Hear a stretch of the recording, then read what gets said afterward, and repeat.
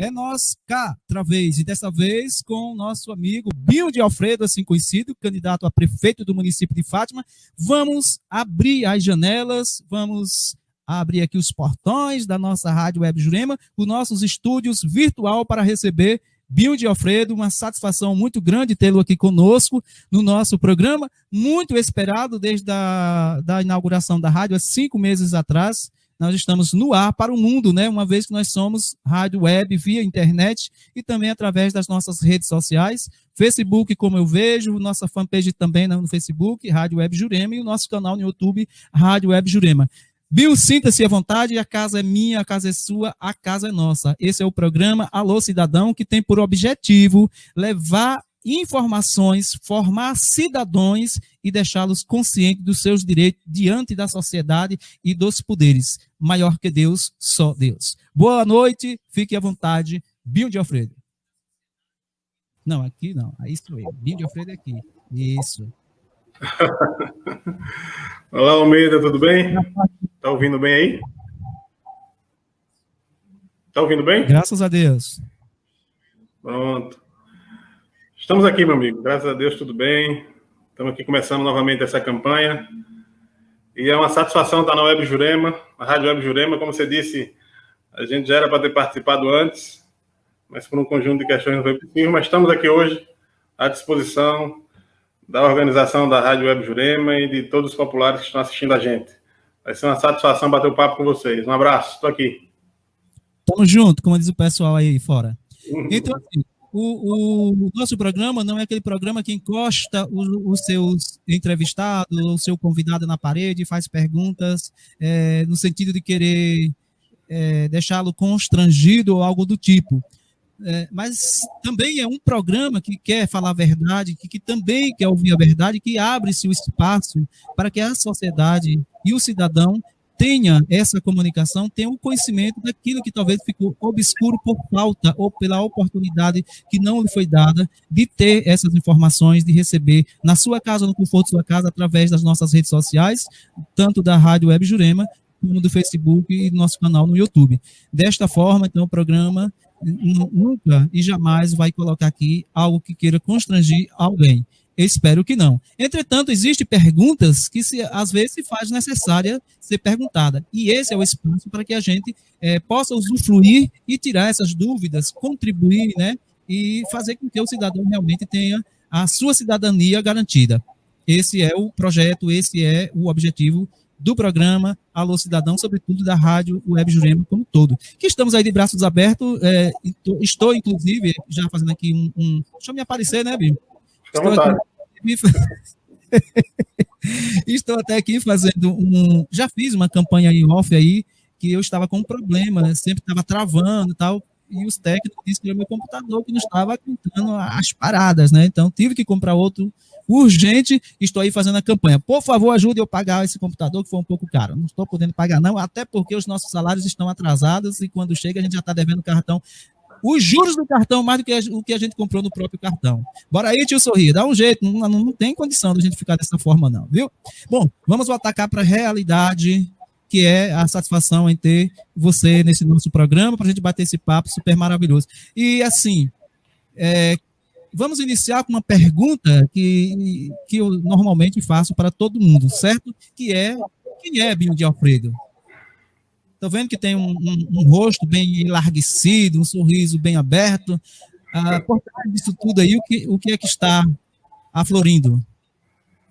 Rapaz, Binho de Alfredo é filho de Dadinha, professora primária, filho de Alfredo da Coxinha, um agricultor familiar, que são pessoas que são, na verdade, o esteio, assim, da minha vida, sabe? A família, de forma geral, irmão de Igor e de Andréa, que são também como pai e mãe para mim, esposo de Renata, pai de Gabriel, Theo, Heitor, tá aí, falei do que é central na minha vida, e a única coisa que me tira da centralidade também, né? É essa família que eu tenho, que eu amo demais e tal. E sou professor, de formação mesmo, filho de uma família, sou de família de professor, na verdade minha mãe é professora, minha irmã é professora, minha mulher é professora, eu não tenho muito como correr, eu acho que não foi nem por opção. Acabei entrando mas é uma profissão que eu amo muito, apesar dos pesares.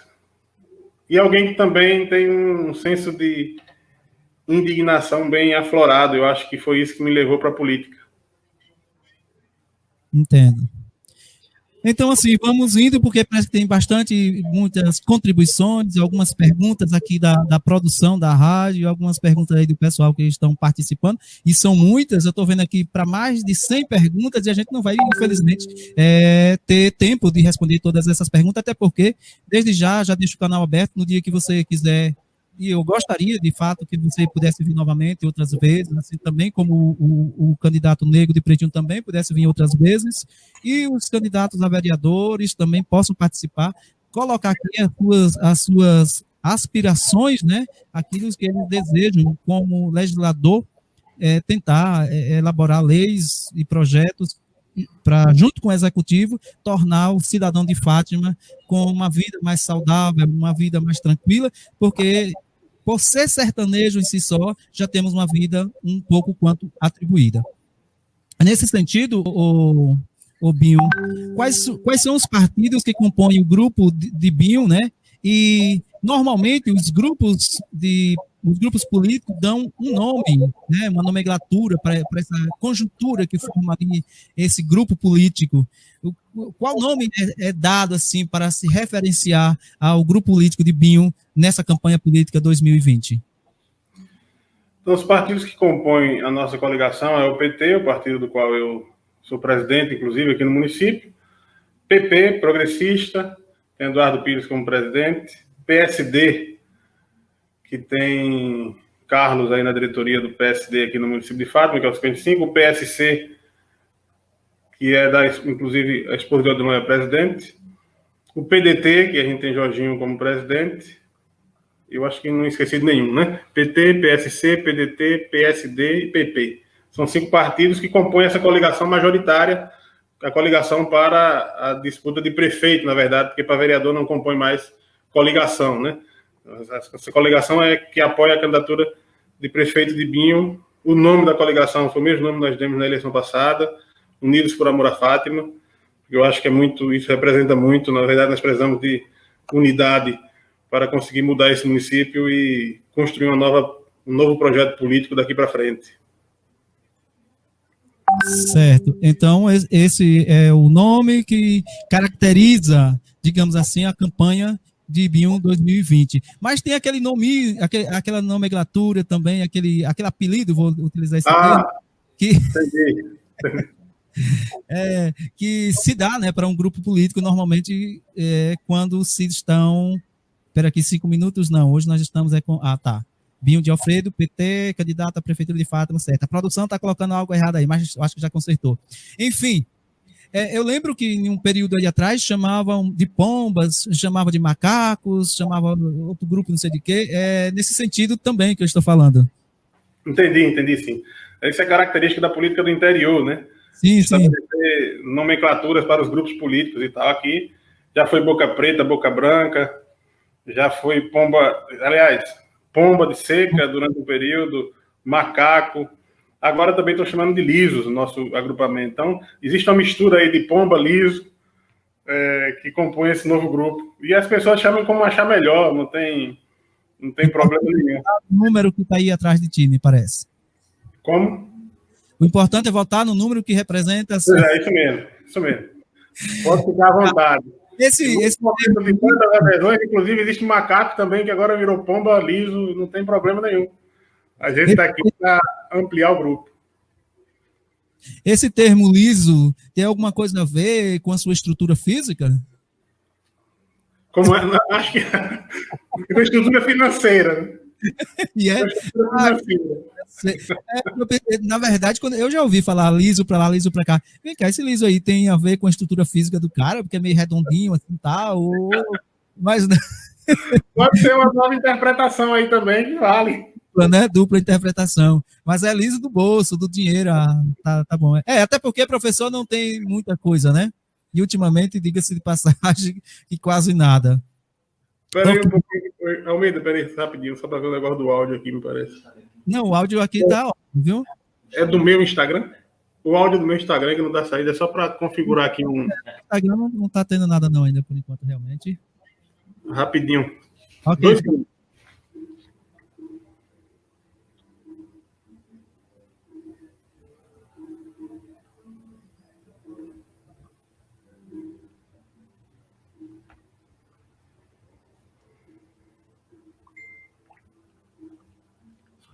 Olá, voltou? Tá tudo bem? Eu vou ter que dar uma olhadinha numa coisa que volto em instantes também, um momento. Pronto, não aguardo.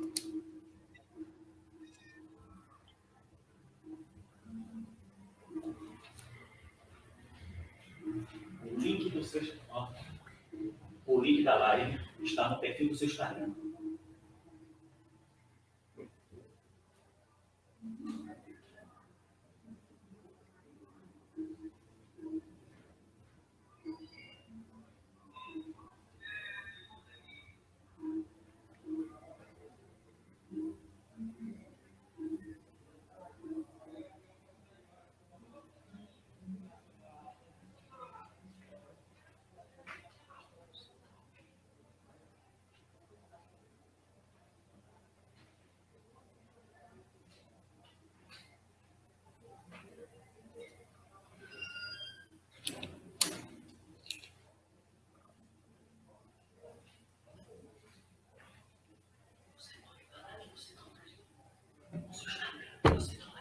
O 73. Siga as nossas redes sociais: Facebook, O Bolo Bolo, Instagram, O Bolo e Companhia.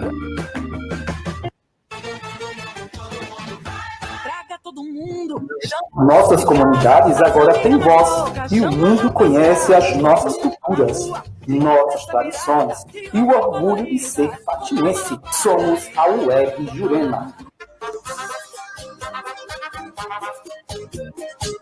Chegou a novidade para facilitar sua reforma ou construção. Nego pré-moldado. Temos lajes, canaletas para alicerce e argolamento, bloco de cimento, vigas, poste de cimento e muito mais. Nego pré-moldado. Estamos localizados no povoado Jurema, em Fátima. Telefone no WhatsApp 759-9716-4877. Eu falei Nego pré-moldado. Organização Nego. A Associação dos Produtores Rurais Senhor do Bonfim, do povoado Jurema, nesses tempos de pandemia, seguem firmes e confiantes em dias melhores. Aos associados e comunidade geral, força, fé e fique em casa. A coordenação do Grupo Terço dos Homens da comunidade Jurema convidam a todos para participar todas as terça-feiras às 7 em Jurema. No ar, programa Alô Cidadão. A apresentação J. Almeida. No ar, programa Alô Cidadão. A apresentação J. Almeida.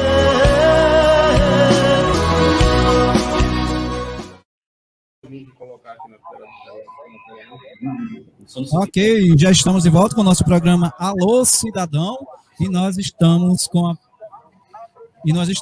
hoje recebendo o candidato a prefeito pelo município de Fátima do PT, Binho de Alfredo. E a você que já está nos acompanhando através das nossas redes sociais, do nosso canal no YouTube, nosso muito obrigado.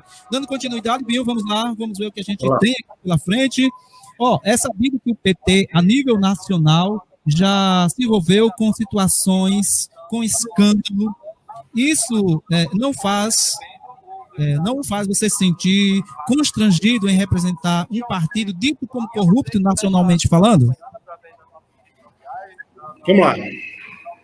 Bem, está ouvindo, Almeida? Sim, perfeitamente.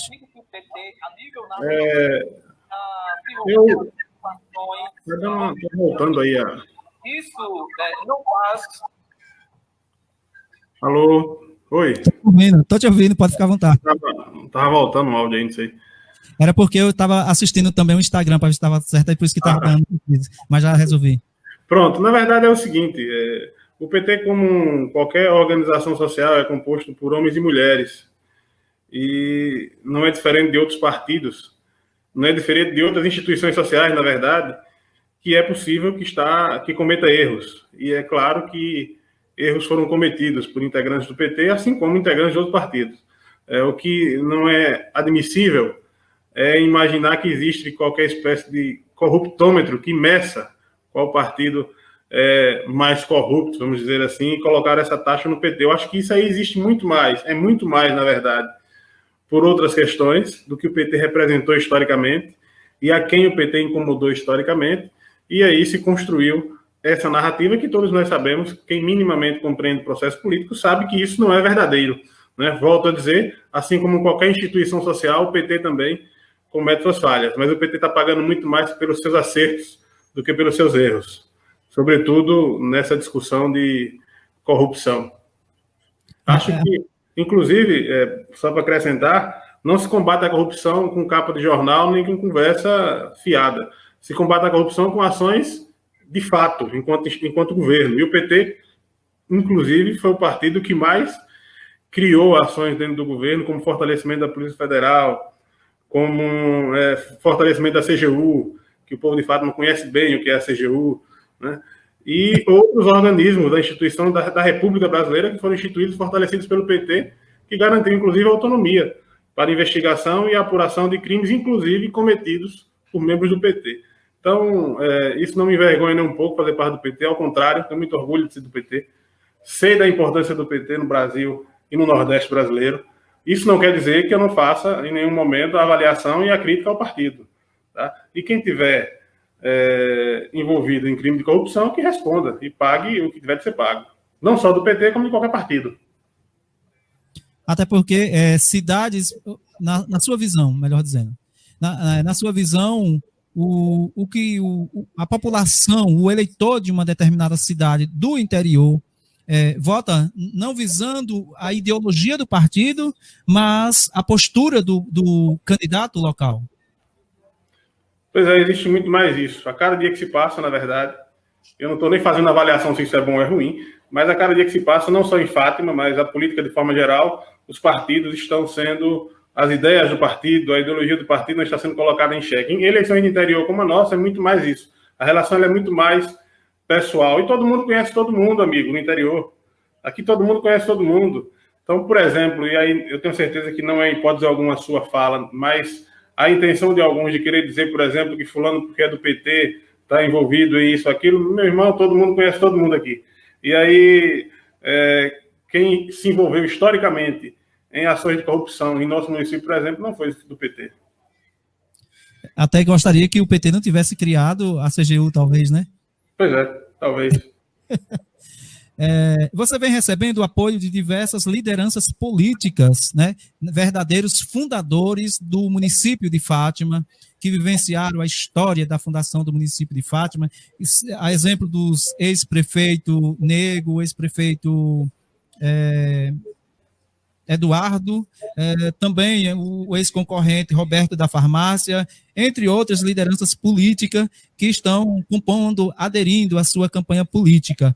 O que significa para o grupo de vocês receber esse grupo de braços abertos, de certa forma?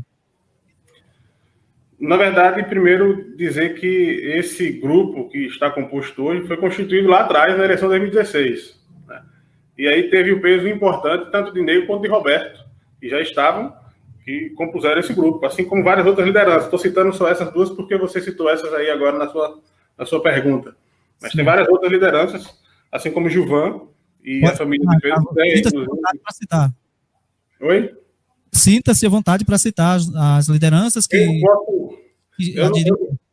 Eu posso cometer a tragédia de esquecer alguém, então é melhor ficar nessa que você citou. Verdade. Então, esse agrupamento foi constituído lá em 2016 e de lá para cá ele só cresceu, só teve adesões. Essa é a grande verdade. Inclusive, Eduardo Pires, meu padrinho de batismo, que eu tenho muito respeito e consideração, sempre tive, ex-prefeito da cidade, do município de Fátima, que é atual vice-prefeito da administração tomou uma decisão extremamente importante para o nosso grupo e para ele também, não tenho dúvida disso, politicamente, que foi aderir agora sim a esse agrupamento, que foi constituído lá em 2016 e de lá para cá só cresceu, na verdade. O que aconteceu de lá para cá foi uma ampliação desse grupo, por conta, sobretudo, do que tem sido visto no município de Fátima, a necessidade real de compor uma outra trajetória política para o nosso município. E essas lideranças são importantes, obviamente, né? São importantes porque, além da experiência administrativa, a experiência política que tem, são lideranças que colocaram o seu nome aí no apoio a Binho de Alfredo e a essa nova conjuntura. Muito bem. Suas experiências no campo político o faz, de fato, ser uma pessoa gabaritada para representar a população fatimense no executivo, pois você já foi secretário administrativo, né, secretário de administração, presidente da Câmara de Vereadores, vereador como eleito pela população, obviamente. O que o eleitor pode esperar de novo, né, nessa sua nova administração, caso seja eleito? Almeida, eu fui secretário de administração. Primeiro eu fui candidato a vereador em 2008, recém saído da universidade.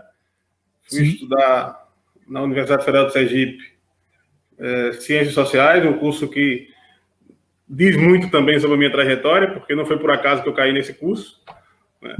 É um curso que trabalha muito essas discussões das questões sociais e da política, e eu fui lá para tentar compreender, na verdade, inclusive o que eu vivenciava aqui em Fátima no aspecto político, uma política ainda com marcas muito fortes do coronelismo, não só em Fátima, mas no interior do Nordeste de forma geral. E aí fui para a universidade estudar, para tentar compreender também isso, mas também, para além da compreensão, buscar instrumentos de transformação. E volto para Fátima em 2008, rompendo com planos de professores meus que planejavam que eu fosse fazer o mestrado, inclusive fora do país e tal. Eu volto para Fátima para ser candidato a vereador em 2008. E foi uma campanha fantástica ali, uma campanha feita pela juventude fatimense, um pedaço significativo da juventude fatimense. Fez aquela campanha e empolgou muito a gente. Nós perdemos aquela eleição por 24 votos. Ficamos como primeiro suplente da nossa coligação. E fui convidado para ser secretário de administração do prefeito Negro, então prefeito Negro. Que me trouxe muita surpresa, na verdade, aquele convite. Mas ficamos 4 anos na Secretaria de Administração, que foi importante demais para mim, aquela experiência, que foi inclusive orientada, dirigida por Negro, que fez um excelente mandato. E aí nós aprendemos muito naquele momento ali. Pegamos um município com sérias dificuldades, mas o município as ações da administração foi conseguindo resolver um conjunto de coisas. Aí, em 2012, decidi ser candidato a vereador e fui eleito presidente da Câmara. Fui eleito vereador e fui eleito presidente da Câmara. É claro que isso é muito importante para mim, que estou disputando agora o cargo de prefeito. E se for da vontade de Deus e do povo fatimense, isso vai ter muita importância a partir de 1º de janeiro. Importante porque eu tenho essa experiência administrativa, mas também tenho experiência no campo da política, na medida que exerci o mandato de vereador, presidente da Câmara, e isso vai ser fundamental, essa relação com a Câmara, né? A Câmara dos Vereadores. Seja quem for o prefeito, eu espero que seja eu, a partir de 1º de janeiro, vai encontrar uma situação, um quadro muito complicado no município, extremamente complicado no município. Nós estamos vivendo a maior pandemia da história da humanidade. Isso tem um impacto econômico muito grande e vai repercutir diretamente nos municípios, principalmente municípios como o nosso, que vive a boa parte dos seus recursos da FPM, né, de recursos advindos da União e do Estado. Portanto, vai ter muita dificuldade. Nós não temos dúvida disso, mas temos também toda a consciência, vontade política. Por isso eu costumo dizer, quem foi eleito em 15 de novembro, volto a dizer, espero que seja eu, deve ter capacidade administrativa, liderança e vontade política, muita vontade política. Capacidade administrativa, sobretudo porque vamos encontrar uma situação extremamente complicada.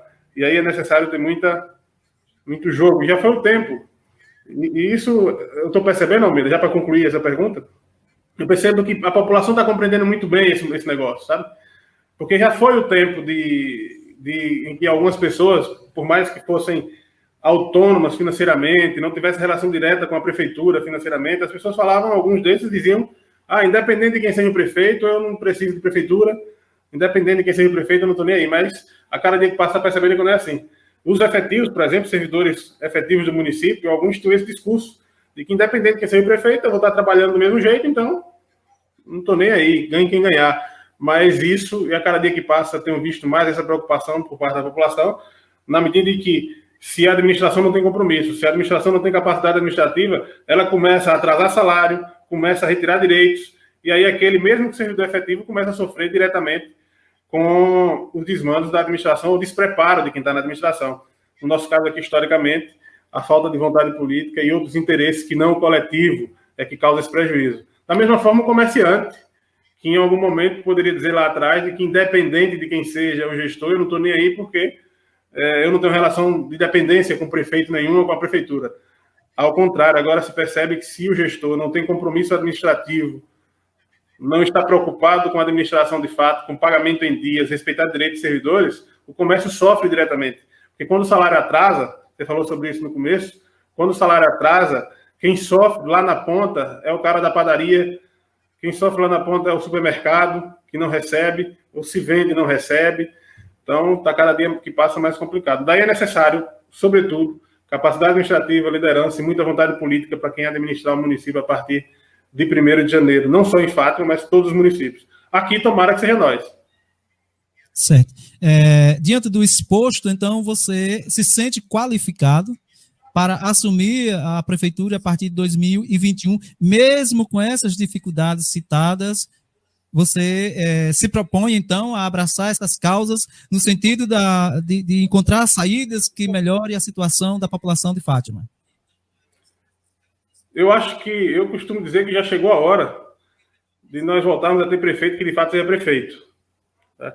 Que de fato seja preocupado com o município, que acorde pela manhã, ande pela cidade, ande na zona rural, não de picape grande, porque não sente como é que está a estrada ruim nas picapes de vidro fechado e etc., mas que ande no município, que veja como é que está a cidade, que vá no PSF ver como é que está o funcionamento, que vá na escola ver como é que está o funcionamento, se tem estrutura adequada para os alunos e para os professores trabalharem.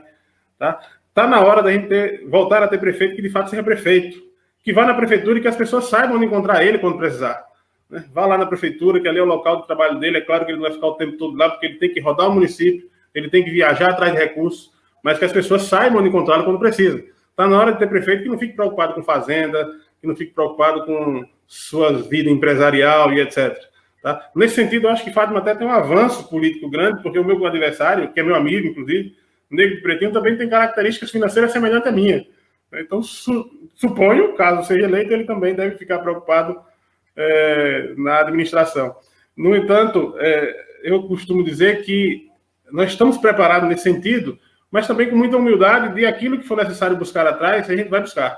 É necessário que a gente observe os exemplos de administração que estão dando certo e que a gente vai buscar, respeitando as características de cada município, que a gente vai olhar o que é que está dando certo, como é que está dando certo, por que é que está dando certo em outro município, e a gente vai lá trazer para cá. Isso é uma humildade que é necessária para todas as pessoas, em todos os aspectos, inclusive na administração pública. Então, a gente se sente, sim, em condição de... E é por isso que nós estamos, ao longo do tempo, lutando, né, porque nós acreditamos que temos condição, temos consciência do que encontraremos pela frente, mas, sobretudo, temos humildade de buscar, cada dia que passa, a ajuda e nas experiências administrativas do Brasil afora e trazer para cá, para Fátima. Muito bem. Eu já ouvi de algum lugar que o verdadeiro sábio é aquele que sabe o horário de ser humilde para pedir ajuda. Se eu não consigo fazer e não sei fazer, eu tenho que ter, no mínimo, a humildade a pedir ajuda a quem saiba fazer e resolver tal situação. Só tende a ganhar toda a população. Dentro dessa perspectiva, a prática de governo assistencialista em nossa região é cultural. O governo de Binho seguirá essa tradição do assistencialismo? Eu acho que a gente tem que tratar de garantia de direitos. Né? É necessário compreender que o gestor público e a administração pública ela é constituída para que garanta, na prática, os direitos das pessoas. Tá? Então, não vamos tratar... O serviço público não é só um serviço. É ele que garante a efetivação dos direitos. Então é necessário que a gente componha uma administração que esteja preocupada e tenha essa compreensão. Aquele que vai ocupar a função na minha administração vai ter que ter essa compreensão de que ele não está ali prestando um serviço. Ele está ali enquanto um instrumento para a garantia de direitos das pessoas.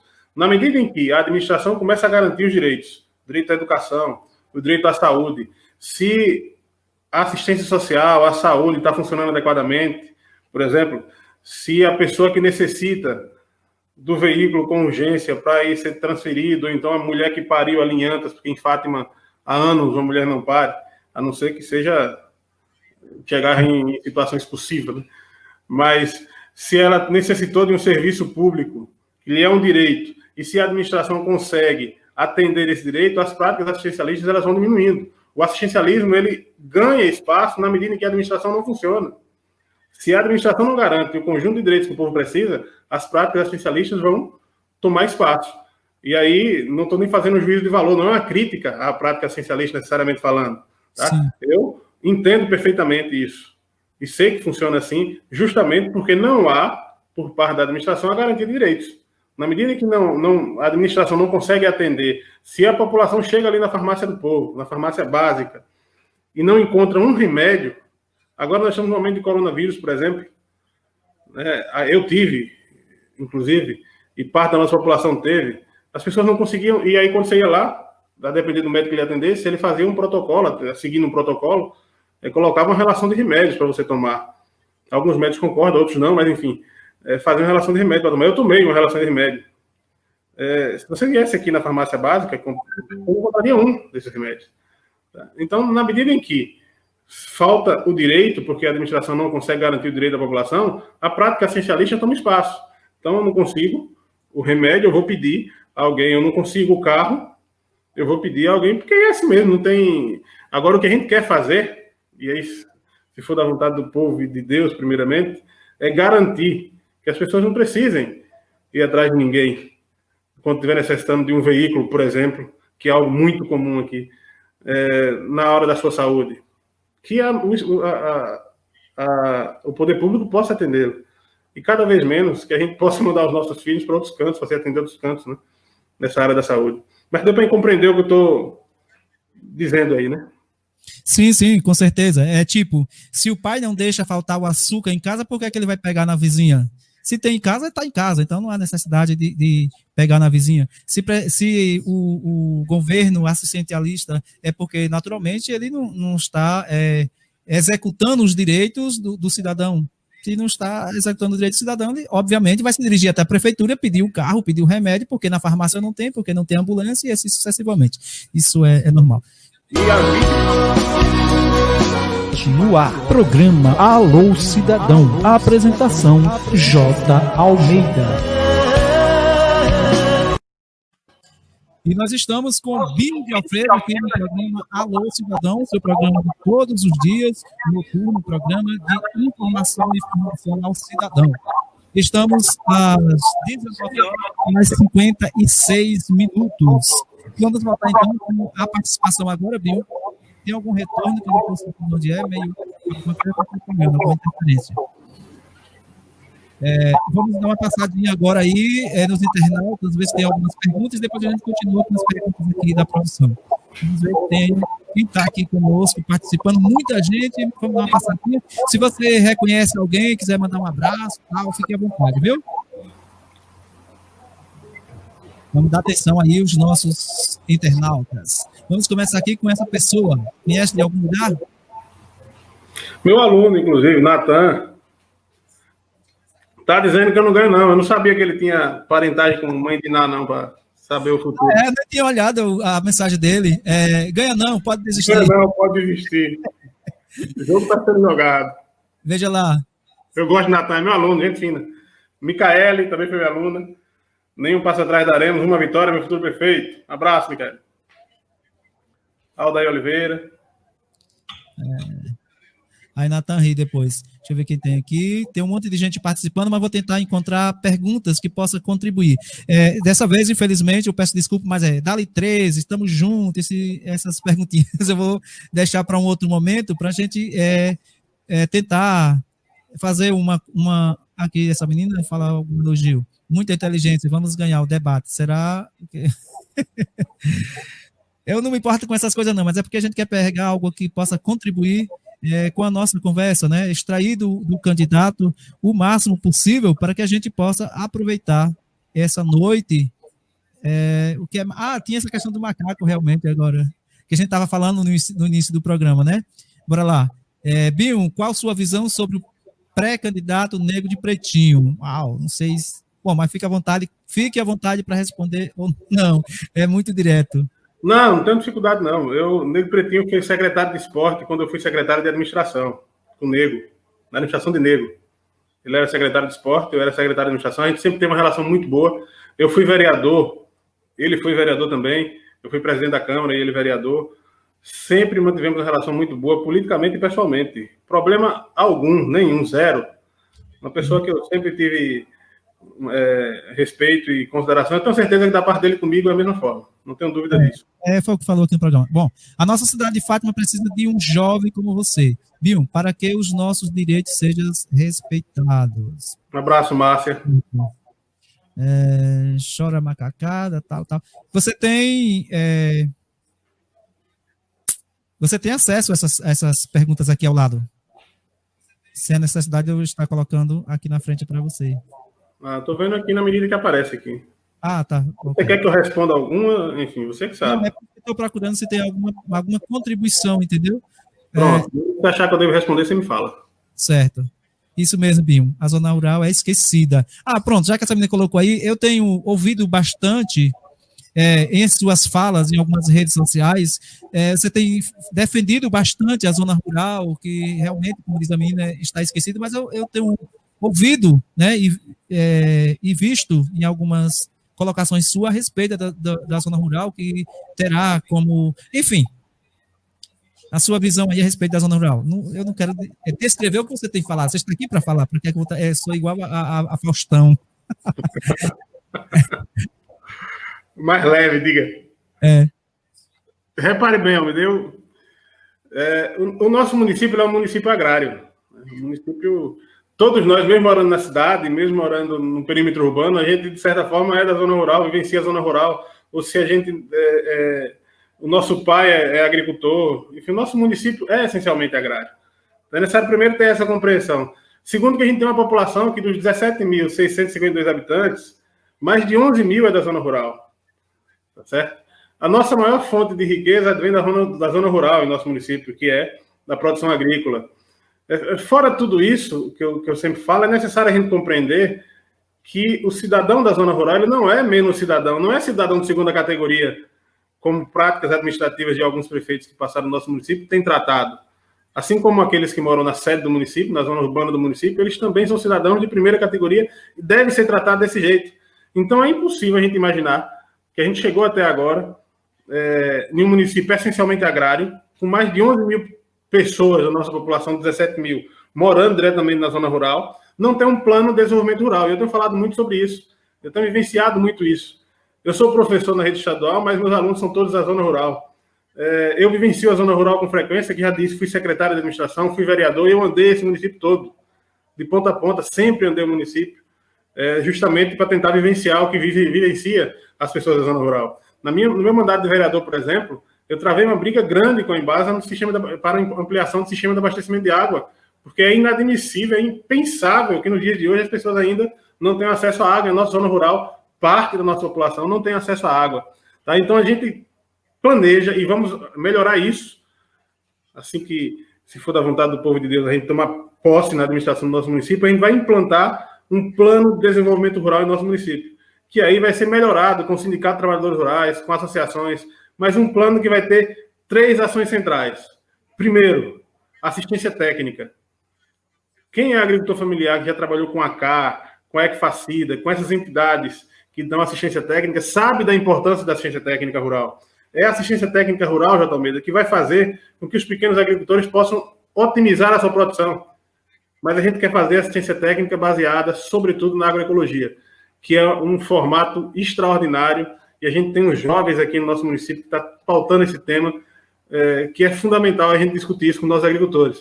mas a assistência técnica com pauta agroecológica é um ponto fundamental nesse plano de desenvolvimento rural que eu estou falando. Segundo, nós vamos ter que criar um programa municipal de revitalização de estrada vicinal. Não é possível que a gente continue vendo os nossos agricultores, as pessoas do campo, não conseguirem andar de um lugar para o outro.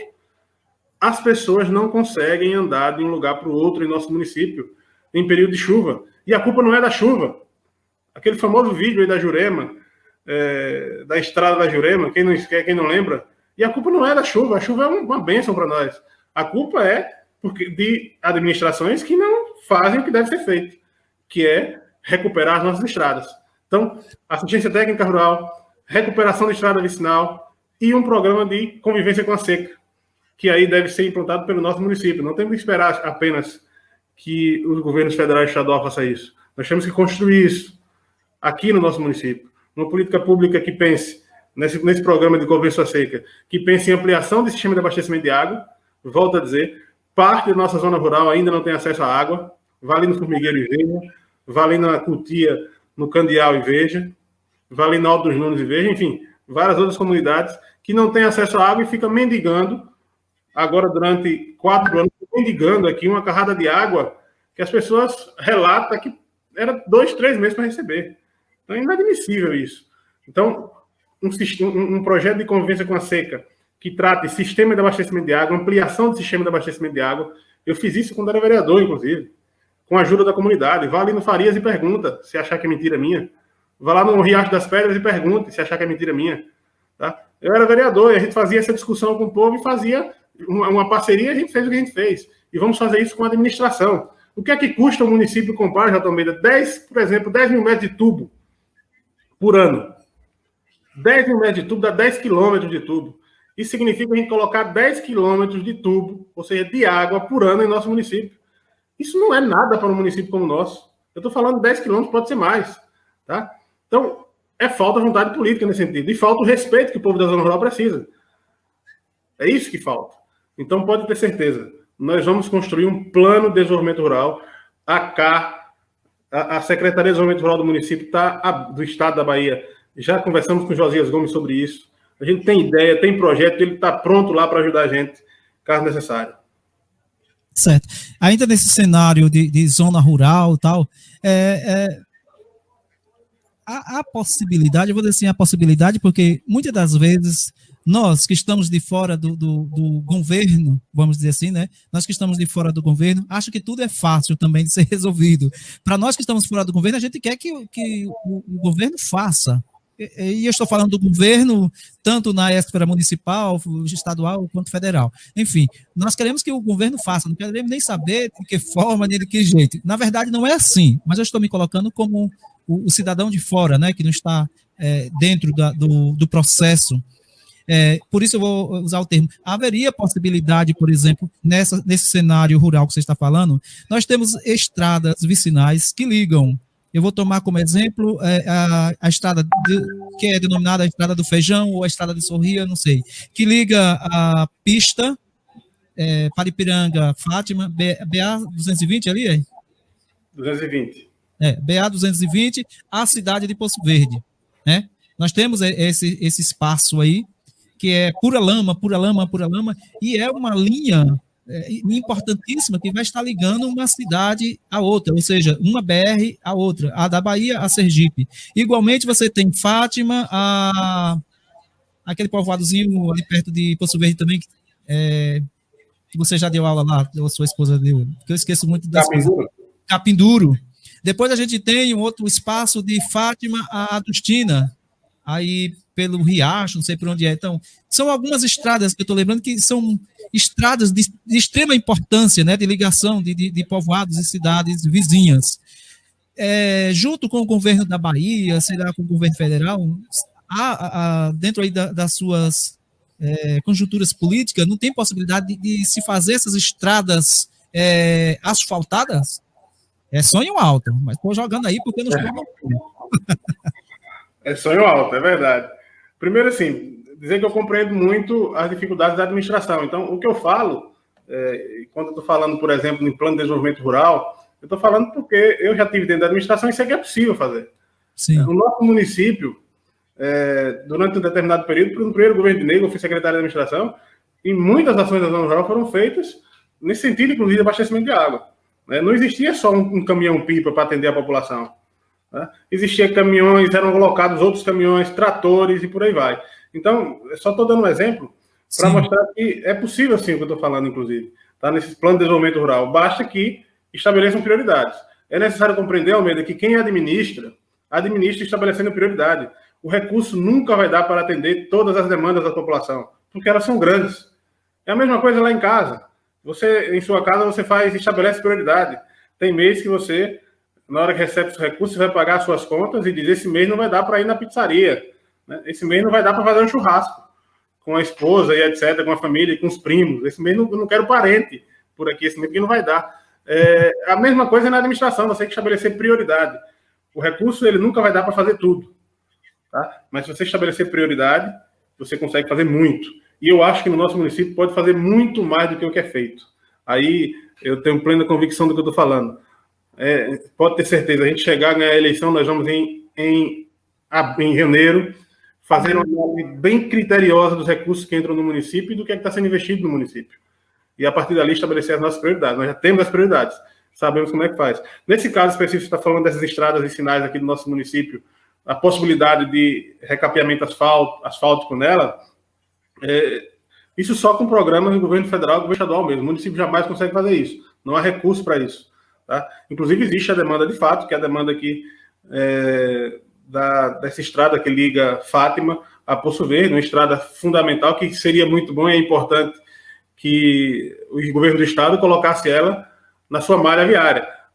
Eu fui vereador e eu votei um projeto de lei na Câmara de Vereadores do município de Fátima, com vários outros vereadores, transferindo essa malha viária do nosso município para o estado, para que o estado pudesse fazer o recapeamento asfáltico ali. Existe uma demanda e, é claro, nós ganhando a eleição, nós vamos para cima também cobrar essa demanda, como a gente cobra hoje, inclusive.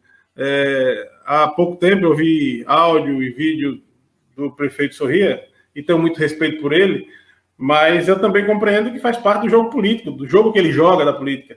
E aí ele acusava o PT local de estar travando a construção daquele asfalto ali que liga esse trecho aqui do Capinduro para Heliópolis.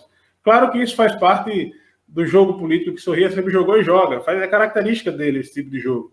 E toda a população já compreendeu isso faz tempo, tanto é que as coisas estão como estão na política de Fátima hoje. Isso foi compreendido já. Tá? É claro que não é o PT local que trava isso. É um projeto extremamente complexo e grande que o governo da Bahia, se ele fizer um tempo, a gente vai pedir que faça, vai cobrar que faça, ele vai fazer com muito trabalho, porque não é pouco recurso para fazer isso. Tá certo? Se o PT da Bahia, o PT de Fátima pudesse atrapalhar alguma coisa, não teria atrapalhado, por exemplo, o asfalto que chegou aqui na cidade de Fátima, que foi o governo do estado que fez, as ambulâncias que o governo do estado mandou para a administração atual, e o PT da Bahia nunca atrapalhou, aliás, o PT de Fátima, ao contrário, né? Sempre esteve disposto a ajudar, mas não se ajuda quem não quer ser ajudado. Ok. Aqui tem o professor José Augusto, ele faz uma colocação a respeito de professores. E eu até pediria que você, caso queira fazer algum tipo de repercussão na fala dele, beleza, mas não se alongasse, porque a gente vai falar sobre educação mais na frente um pouquinho, conforme a programação aqui, viu?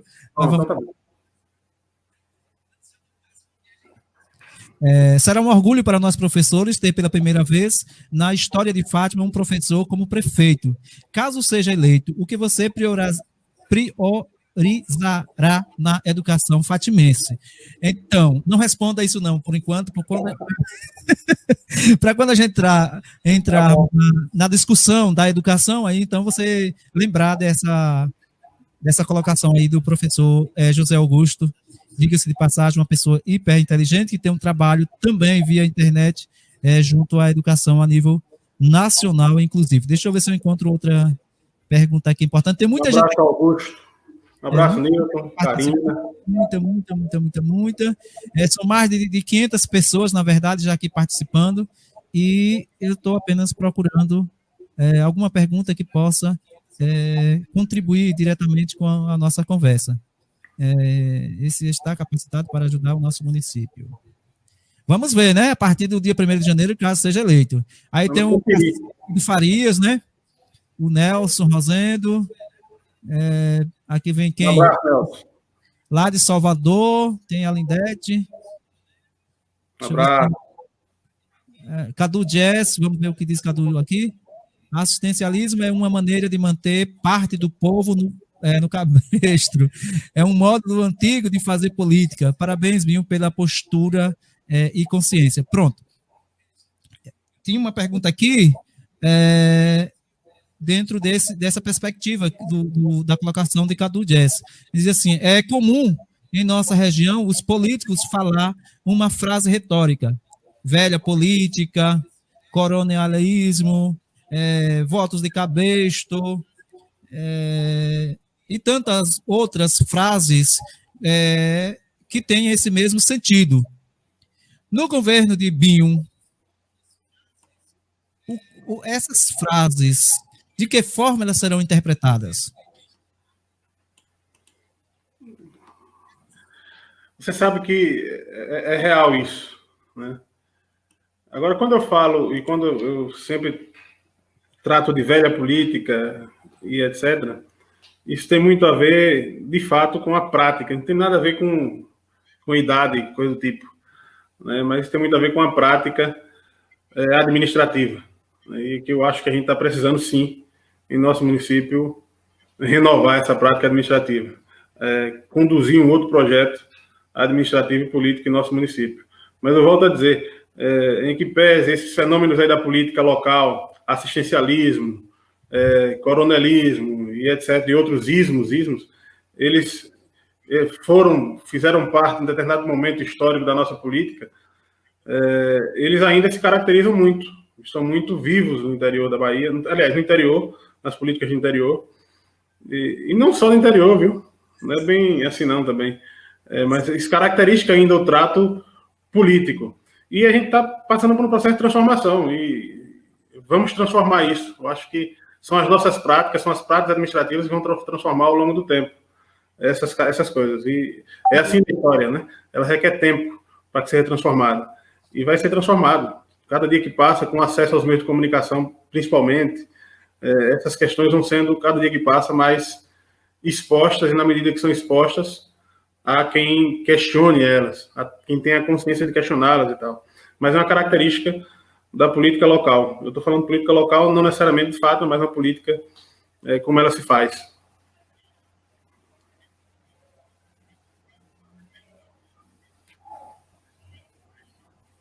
José Rabelo dos Santos. Vamos lá, boa pergunta está nesse sentido.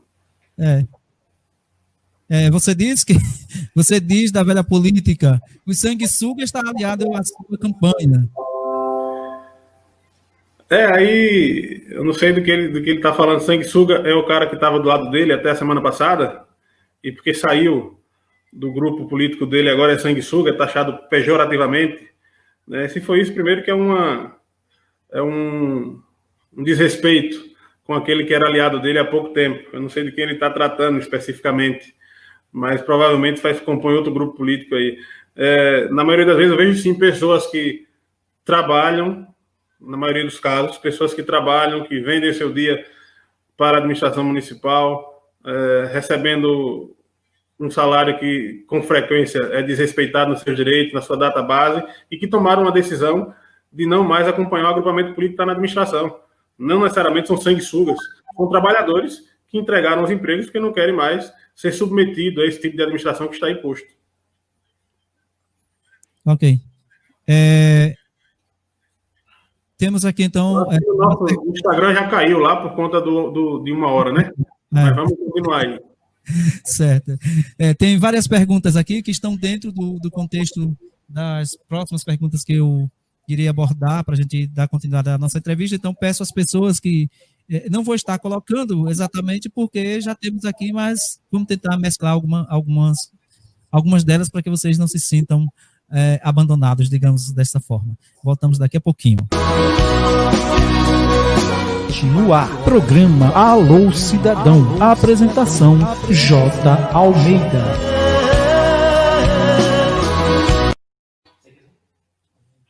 Voltamos e agradecendo aos nossos patrocinadores, as pessoas que confiam e acreditam em nosso trabalho.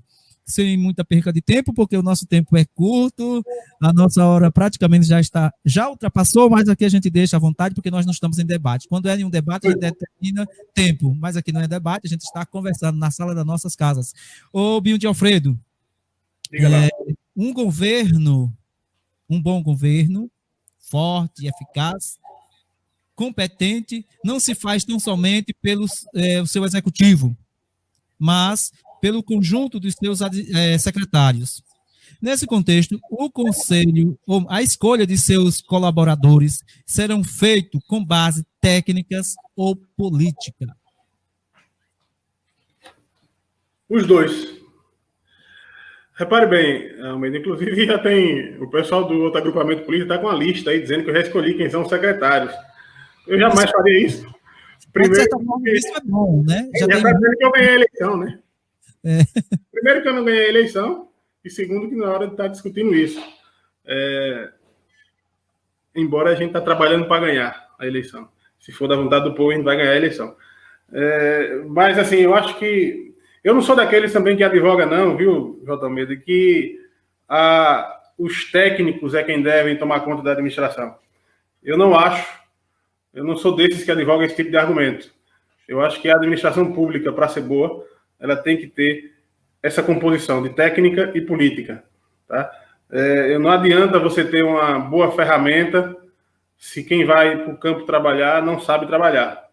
Tá certo? Então, a política ela é muito importante nessa composição do governo. Então, o aspecto político vai ser importante, assim como o aspecto técnico também. Tá? O bom técnico vai fazer seu trabalho e a gestão funciona com a técnica e com a política. A própria governabilidade vem disso, dessa relação. Então, pode ter certeza que não temos pressão alguma para escolher a secretária, até o momento, inclusive, e daqui para frente vai ser assim, não fizemos nenhum tipo de acordo com secretaria, nem na eleição passada, nem nessa. Eu lembro muito bem, minha irmã dizia, depois da eleição, ela me perguntando, Binho, quem seria seu secretário de educação, por exemplo? E eu disse a ela que não tinha necessidade de falar, porque eu perdi a eleição, não tinha necessidade mais de falar nada. E ela sequer soube, nunca discuti com ela sobre esse tipo de coisa, nem com ninguém, porque eu acho que não é o momento de estar discutindo isso, tá certo? Mas pode ter certeza que se a população confiar em mim e a gente ganhar a eleição, eu vou estabelecer uma equipe me cercar dos bons, né? De gente muito boa para trabalhar. E aí vai ter que mesclar, obviamente, essas características aí, da política e da técnica. Sabe um exemplo que eu sempre cito quando falo da importância da política na administração pública? O Bolsa Família, que é um programa fundamental e que foi instituído, sobretudo, a partir da busca ativa, que é um instrumento técnico que serviu para quem tinha vontade política de fazer aquele programa. Imagine o que foi que representou a busca ativa do Bolsa Família, que foi a administração sair do seu gabinete, sair do ar-condicionado e buscar as pessoas que precisavam se enquadrar no programa. Tá? Eu fiz parte disso aqui no município de Fátima, inclusive na condição de agente jovem, fazendo cadastramento de Bolsa Família quando o programa, no início do governo Lula. A gente ia para a zona rural cadastrar as pessoas, buscar as pessoas que não tinham acesso ao direito, que não tinham acesso aos programas e tal. Então, repare como um instrumento da administração foi extremamente importante porque houve vontade política. Então, se não tiver vontade política, nenhuma administração vai para frente. Se não tiver compreensão do que de fato é a política, nenhuma administração vai para frente.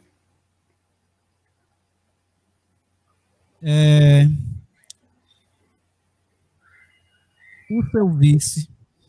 Vou fazer essa pergunta aqui bem direta, porque eu tenho uma aqui bastante grande que o pessoal está mandando. O seu vice terá um espaço ativo ou será apenas mais um vice inativo, como de costume na nossa região? Gilvan é um amigo. Gilvan foi vereador comigo, votou em mim, inclusive, para presidente da Câmara. Defendi o nome dele para presidente da Câmara em determinado momento. É um amigo que a gente constituiu uma relação há tempos, tá certo?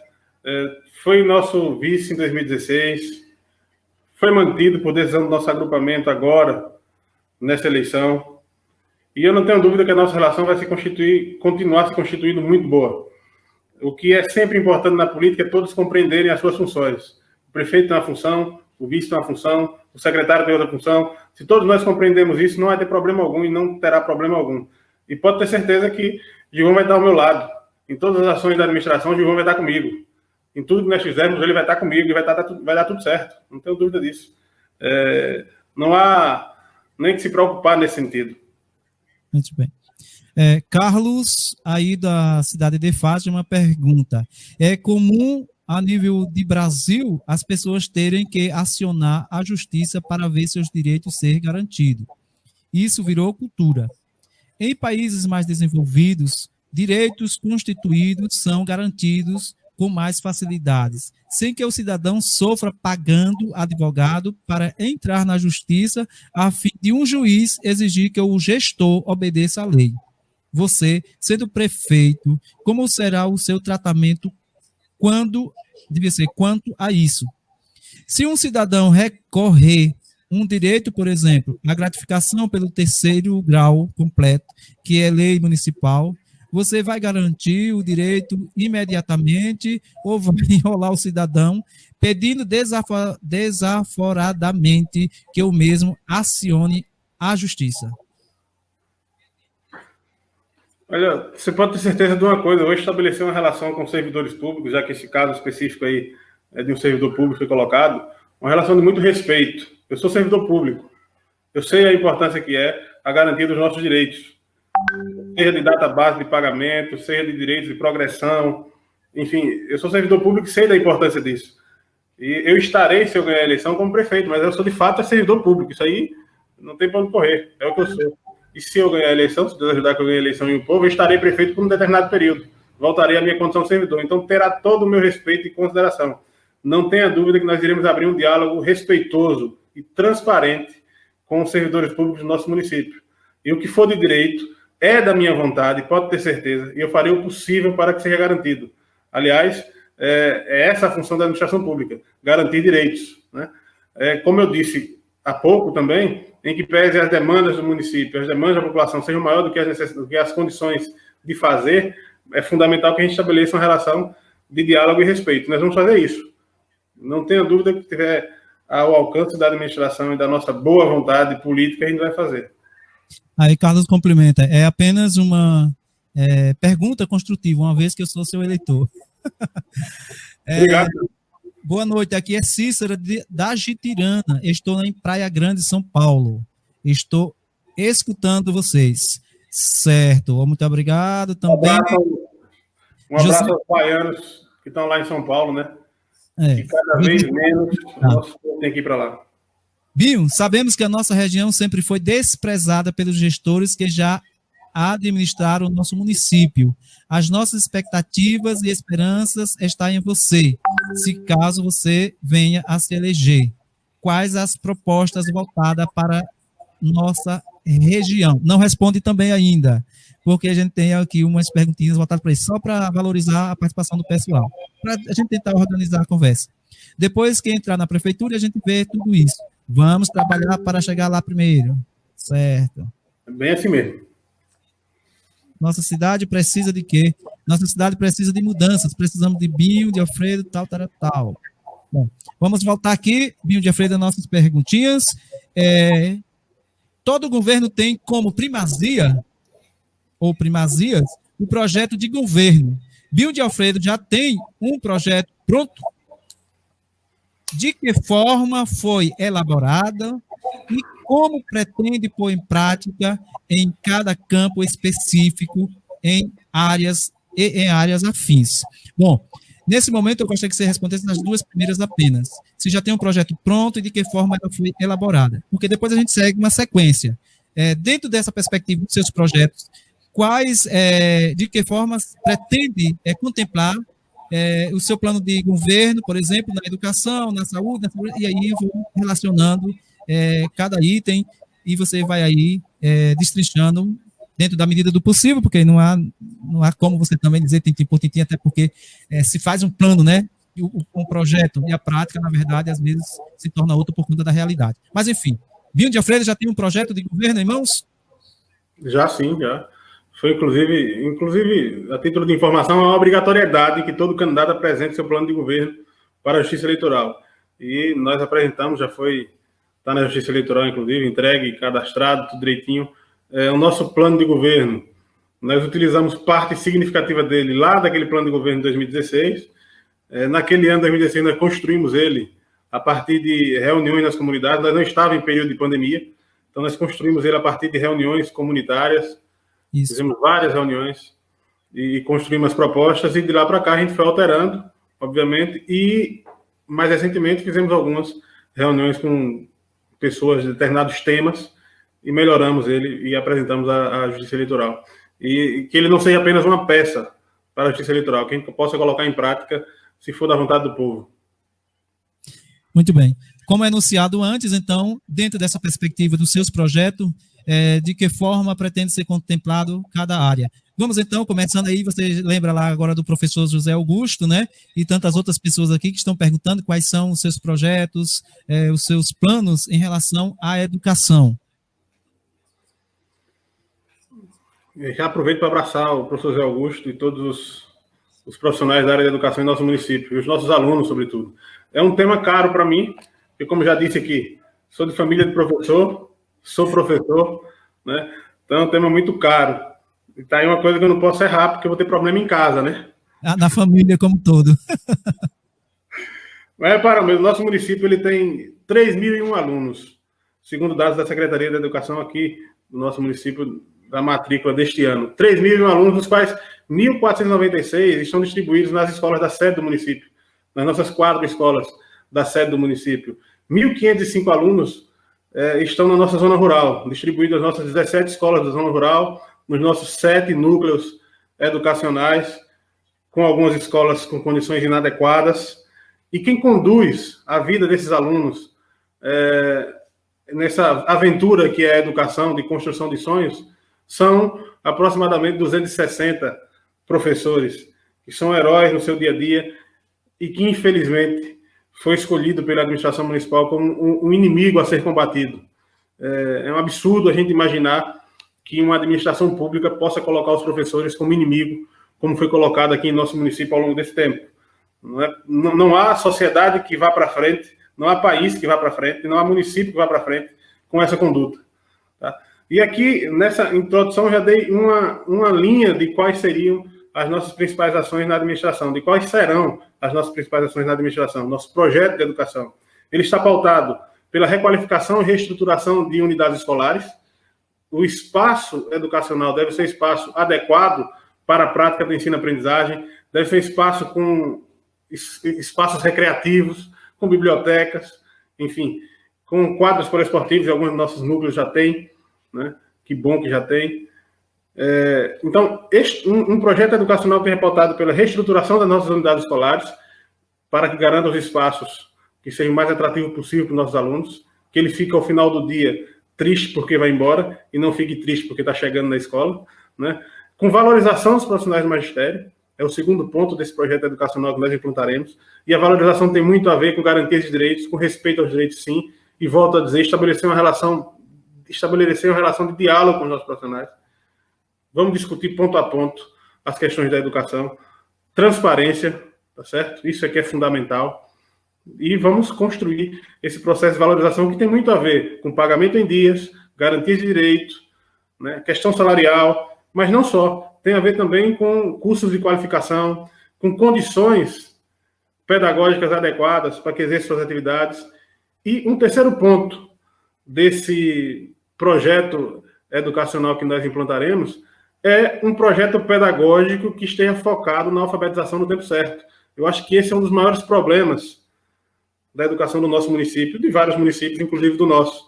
E se a gente olhar, é aquela coisa que eu falei há pouco, nós temos que olhar as experiências que deram certo na administração. E nas experiências que estão dando certo na administração, no campo da educação, Brasil afora, estão investindo pesadamente na alfabetização no tempo certo. O que quer dizer que o nosso aluno, até o 3º ano do ensino fundamental, ele seja alfabetizado. Isso vai repercutir toda a sua vida educacional.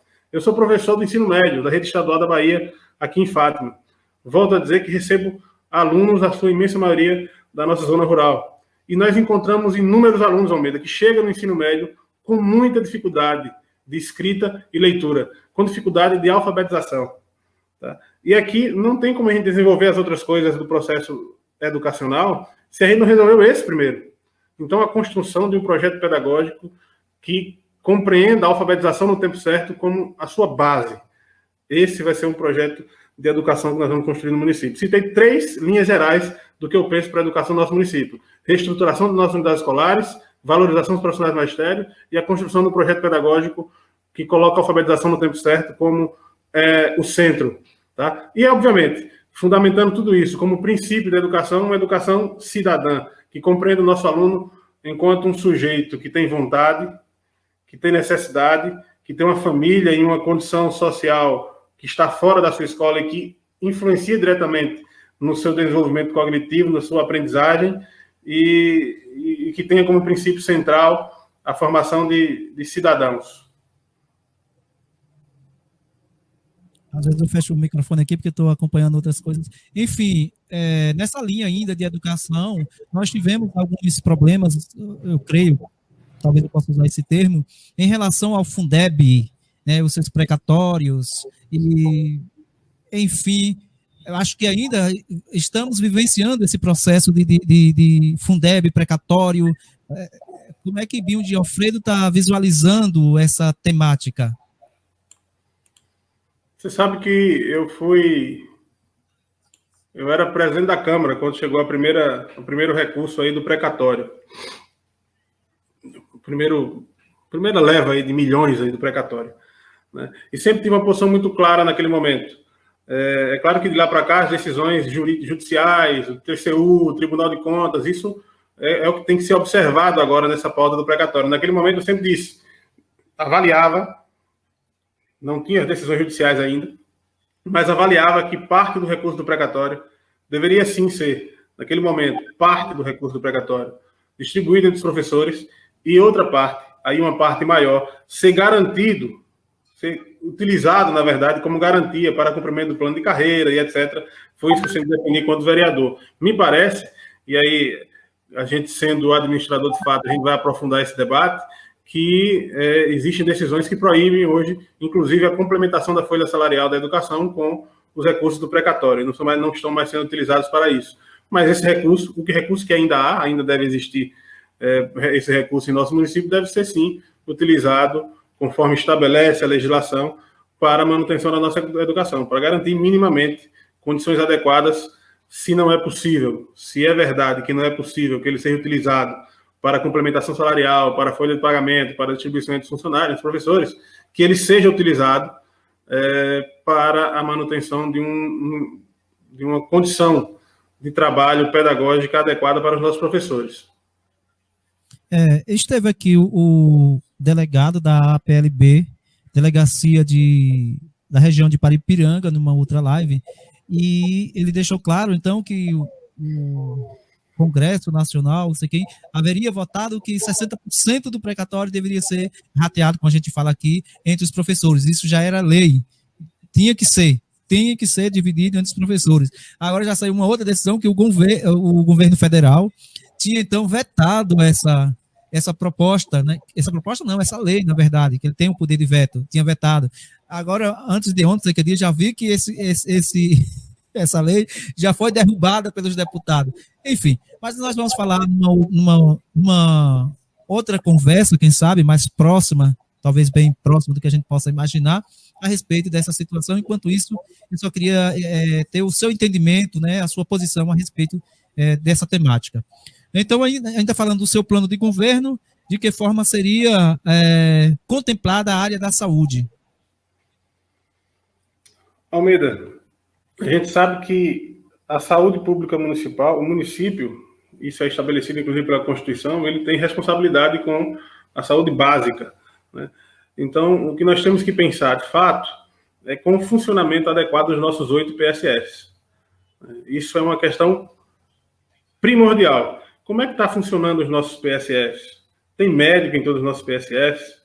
Estão cumprindo a equipe de PSF, as suas cargas horárias, etc.? Tá? Existe condição, inclusive, de trabalho adequada para aqueles profissionais, os nossos enfermeiros, os nossos técnicos de enfermagem, os nossos médicos. Existem condições adequadas para que eles cumpram a sua função. O PSF, o Programa Saúde da Família, é um programa fantástico, né? Que tem como premissa fundamental a prevenção. ele sendo tratado de forma adequada, com todas as condições de trabalho de forma adequada, a gente vai diminuir muito o sobrepeso, por exemplo, na nossa unidade aqui, que a gente chama de maternidade, porque a prevenção vai estar atuando de forma a contento. Então, eu acho que, primeiro, é pensar no funcionamento adequado do nosso PSF, como é que eles estão funcionando. A gente tem notícia de que tem PSF sem médico, a gente tem notícia que tem PSF que o médico trabalha uma vez a cada 15 dias, tá? Então, não há condição de você faltar. PSFs que a equipe de saúde bucal não existe. Tem odontólogo que não consegue exercer sua função no PSF porque não há condição para isso. Porque sequer tem, o PSF ali da Queimada Grande, por exemplo, está faltando um compressor. Então, a profissional, com toda a boa vontade e capacidade de exercer a sua função, ela não está exercendo porque falta um compressor. E aí a sua atividade fica restrita a ficar dando palestra, que é importante também, obviamente, né? Então, pensar primeiramente no funcionamento dos nossos PSF, garantir que eles funcionem adequadamente no atendimento da nossa gente, inclusive garantindo a saúde odontológica aí para toda a nossa população nos PSFs. Segundo, nós temos que discutir, e já passou do tempo, da gente resolver a situação da nossa chamada maternidade, né? Da transformação da nossa maternidade em um hospital de pequeno porte. Eu acho que esse é o caminho. E aí nós temos que buscar a ajuda de quem for necessário, se necessário for, né? Através da Secretaria de Saúde do Estado da Bahia, correr atrás disso. É o que é fundamental fazer. Não é possível que a gente continue vendo nossos... Eu tive 3 filhos, minha mulher teve 3 filhos, e nenhum deles é filho de Fátima. Todos nasceram em Antas, em Pombal, mas não em Fátima, porque não existe uma estrutura mínima em nossa maternidade para garantir isso. E todo mundo lembra como foi que aconteceu isso. A maternidade foi fechada pela Vigilância Sanitária porque não tinha, há anos atrás, inclusive no primeiro mandato do atual prefeito, porque não tinha uma lavanderia, né? De lá para cá, as coisas não se resolveram. A gente tem que trabalhar isso. Isso não pode ter certeza. Ganhando a eleição, em janeiro, eu boto a pasta embaixo do braço e vou me picar para Salvador, para Brasília, para onde for, para resolver essa situação. Pode ter certeza. Isso aí é uma ofensa à nossa gente. Ok, muito bem. Binho, eu sou sua eleitora, nós ganhamos a maternidade, vai ficar do jeito que está ou você vai mudar? Porque hoje não tem médico e nem damos bem e nem somos bem atendidos, eu acho que é algo do tipo. Acho que você já respondeu essa pergunta aí, mas é porque eu estou aqui tentando mesclar algumas pessoas que estão falando ou perguntando algo dentro do... E aí tem uma coisa bem colocada aí, que eu não vou falar especificamente, que é na maternidade. Em qualquer setor público, pode ter certeza a população de Fátima. Quem for, a gente ganhando a eleição, porque eu sempre tenho que falar isso, eu tenho muita humildade para compreender esse processo, eu estou disputando a eleição e quero ganhar a eleição e vou trabalhar para ganhar a eleição. Assim como o Negro Pretinho também está fazendo isso. Então, sempre tenho que dizer isso. Ganhando a eleição, assumindo a administração do nosso município, pode ter certeza.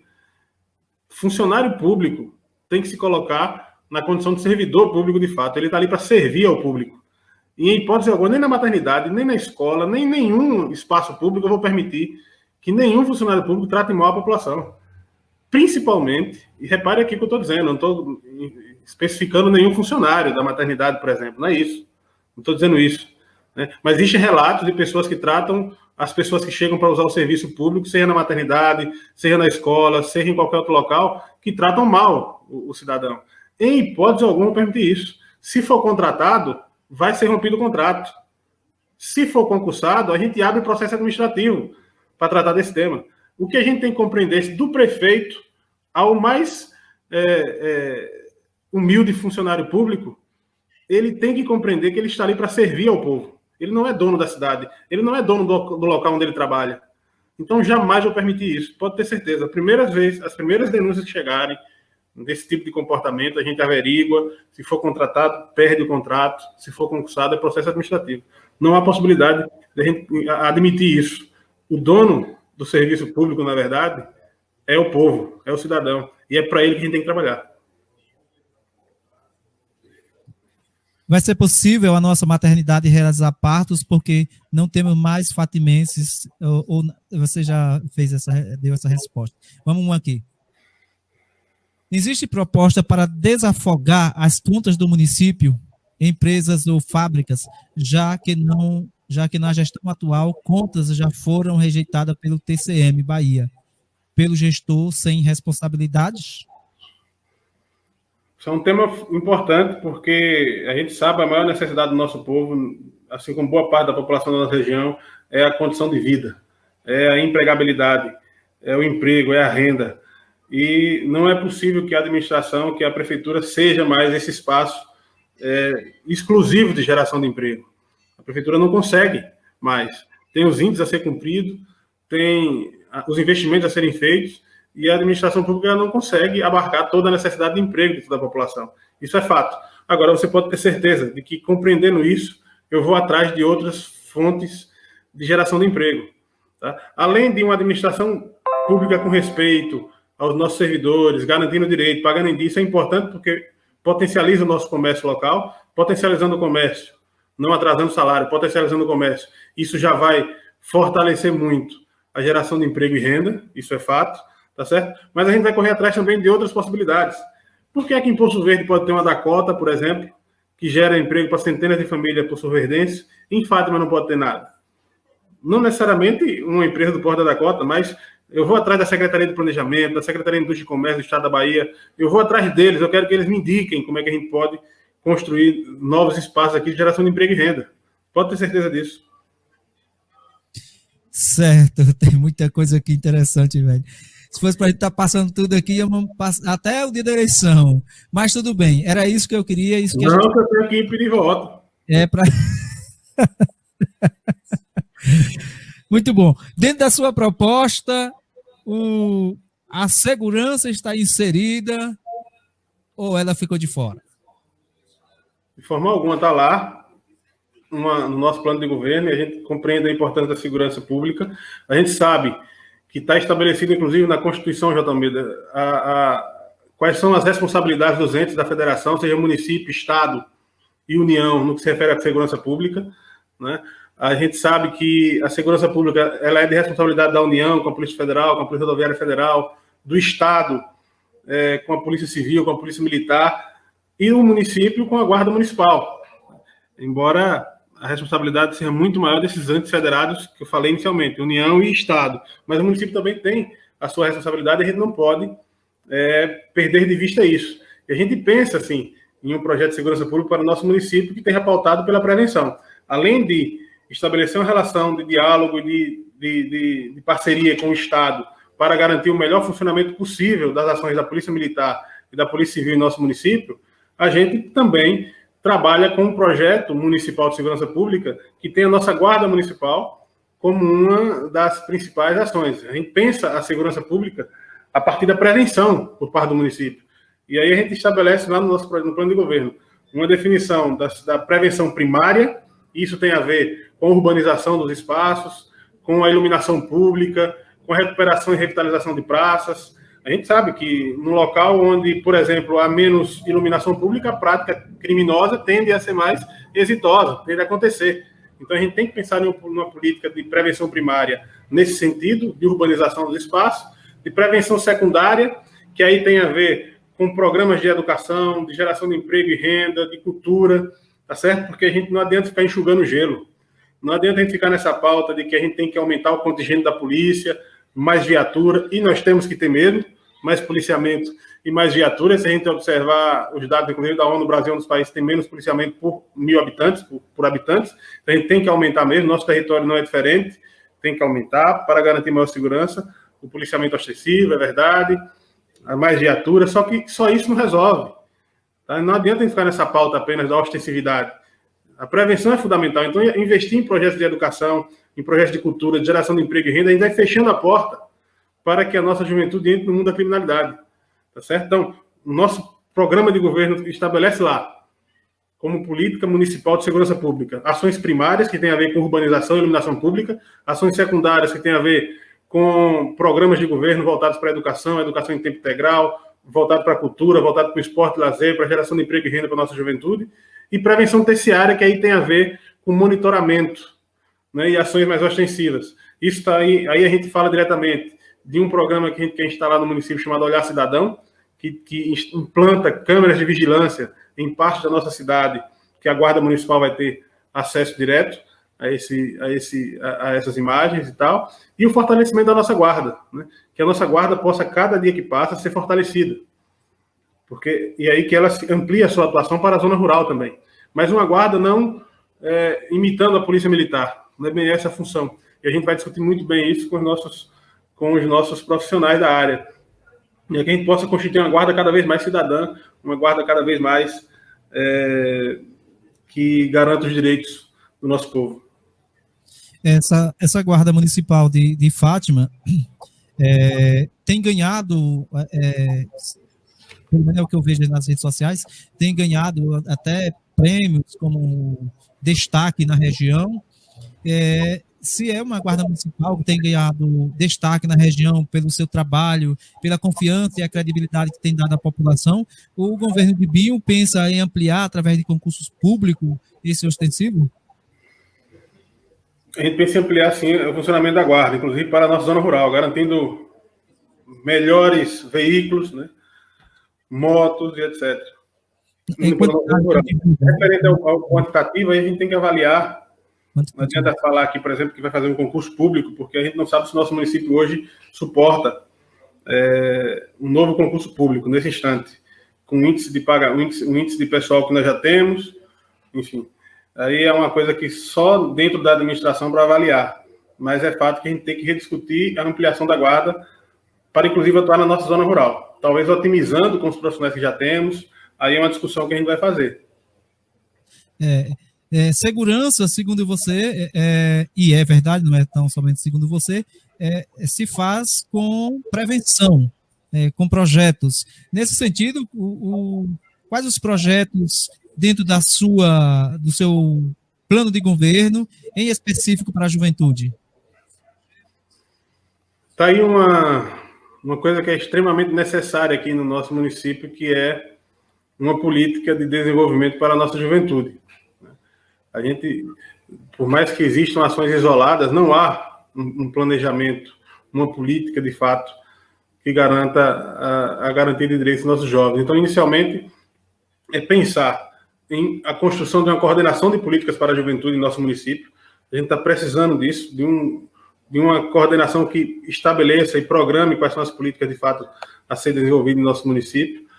Um plano municipal para a juventude, né, que vai estabelecer ali essa discussão de garantia dos direitos das crianças e adolescentes, mas, sobretudo, da construção de políticas públicas voltadas para a nossa juventude, que ela seja vista como sujeitos ativos da sua história mesmo, tá certo? E aí a gente passa não só pelas políticas de esporte, cultura e lazer, políticas educacionais, mas volto a dizer, pela política de geração de renda. Nós temos que pensar em como é que nós vamos construir mecanismos aí com parcerias do comércio, com parceria do governo do estado, como é que a gente constrói programas de política de geração de renda para a nossa juventude, né? Porque o jovem, eu sou professor dessa galera e eu sinto isso neles. Eles têm a necessidade, eles têm a vontade, inclusive porque ele é o tempo todo influenciado pelos meios de comunicação, etc., de consumir isso ou aquilo. Alguns outros querem ter pelo menos a mínima condição de subsistência. No que se refere ao consumo, é justamente a necessidade de se sentir entrosado nos seus grupos, então eles precisam de alguma política de geração de emprego e renda. É claro que isso não é uma política que vai ser construída e concluída pela própria administração, mas eu acho que o município tem que começar a pensar nisso, que até agora não pensou, né? Começar a pensar na construção de uma política municipal para a nossa juventude, que passa desde as atividades esportivas, culturais e educacionais para a geração de emprego e renda. Nós temos em mente um bocado de coisa nesse sentido e vamos correr atrás disso, pelo menos para iniciar. E aí as administrações que se seguem devem continuar. Deixa eu ver o que esse menino diz aqui.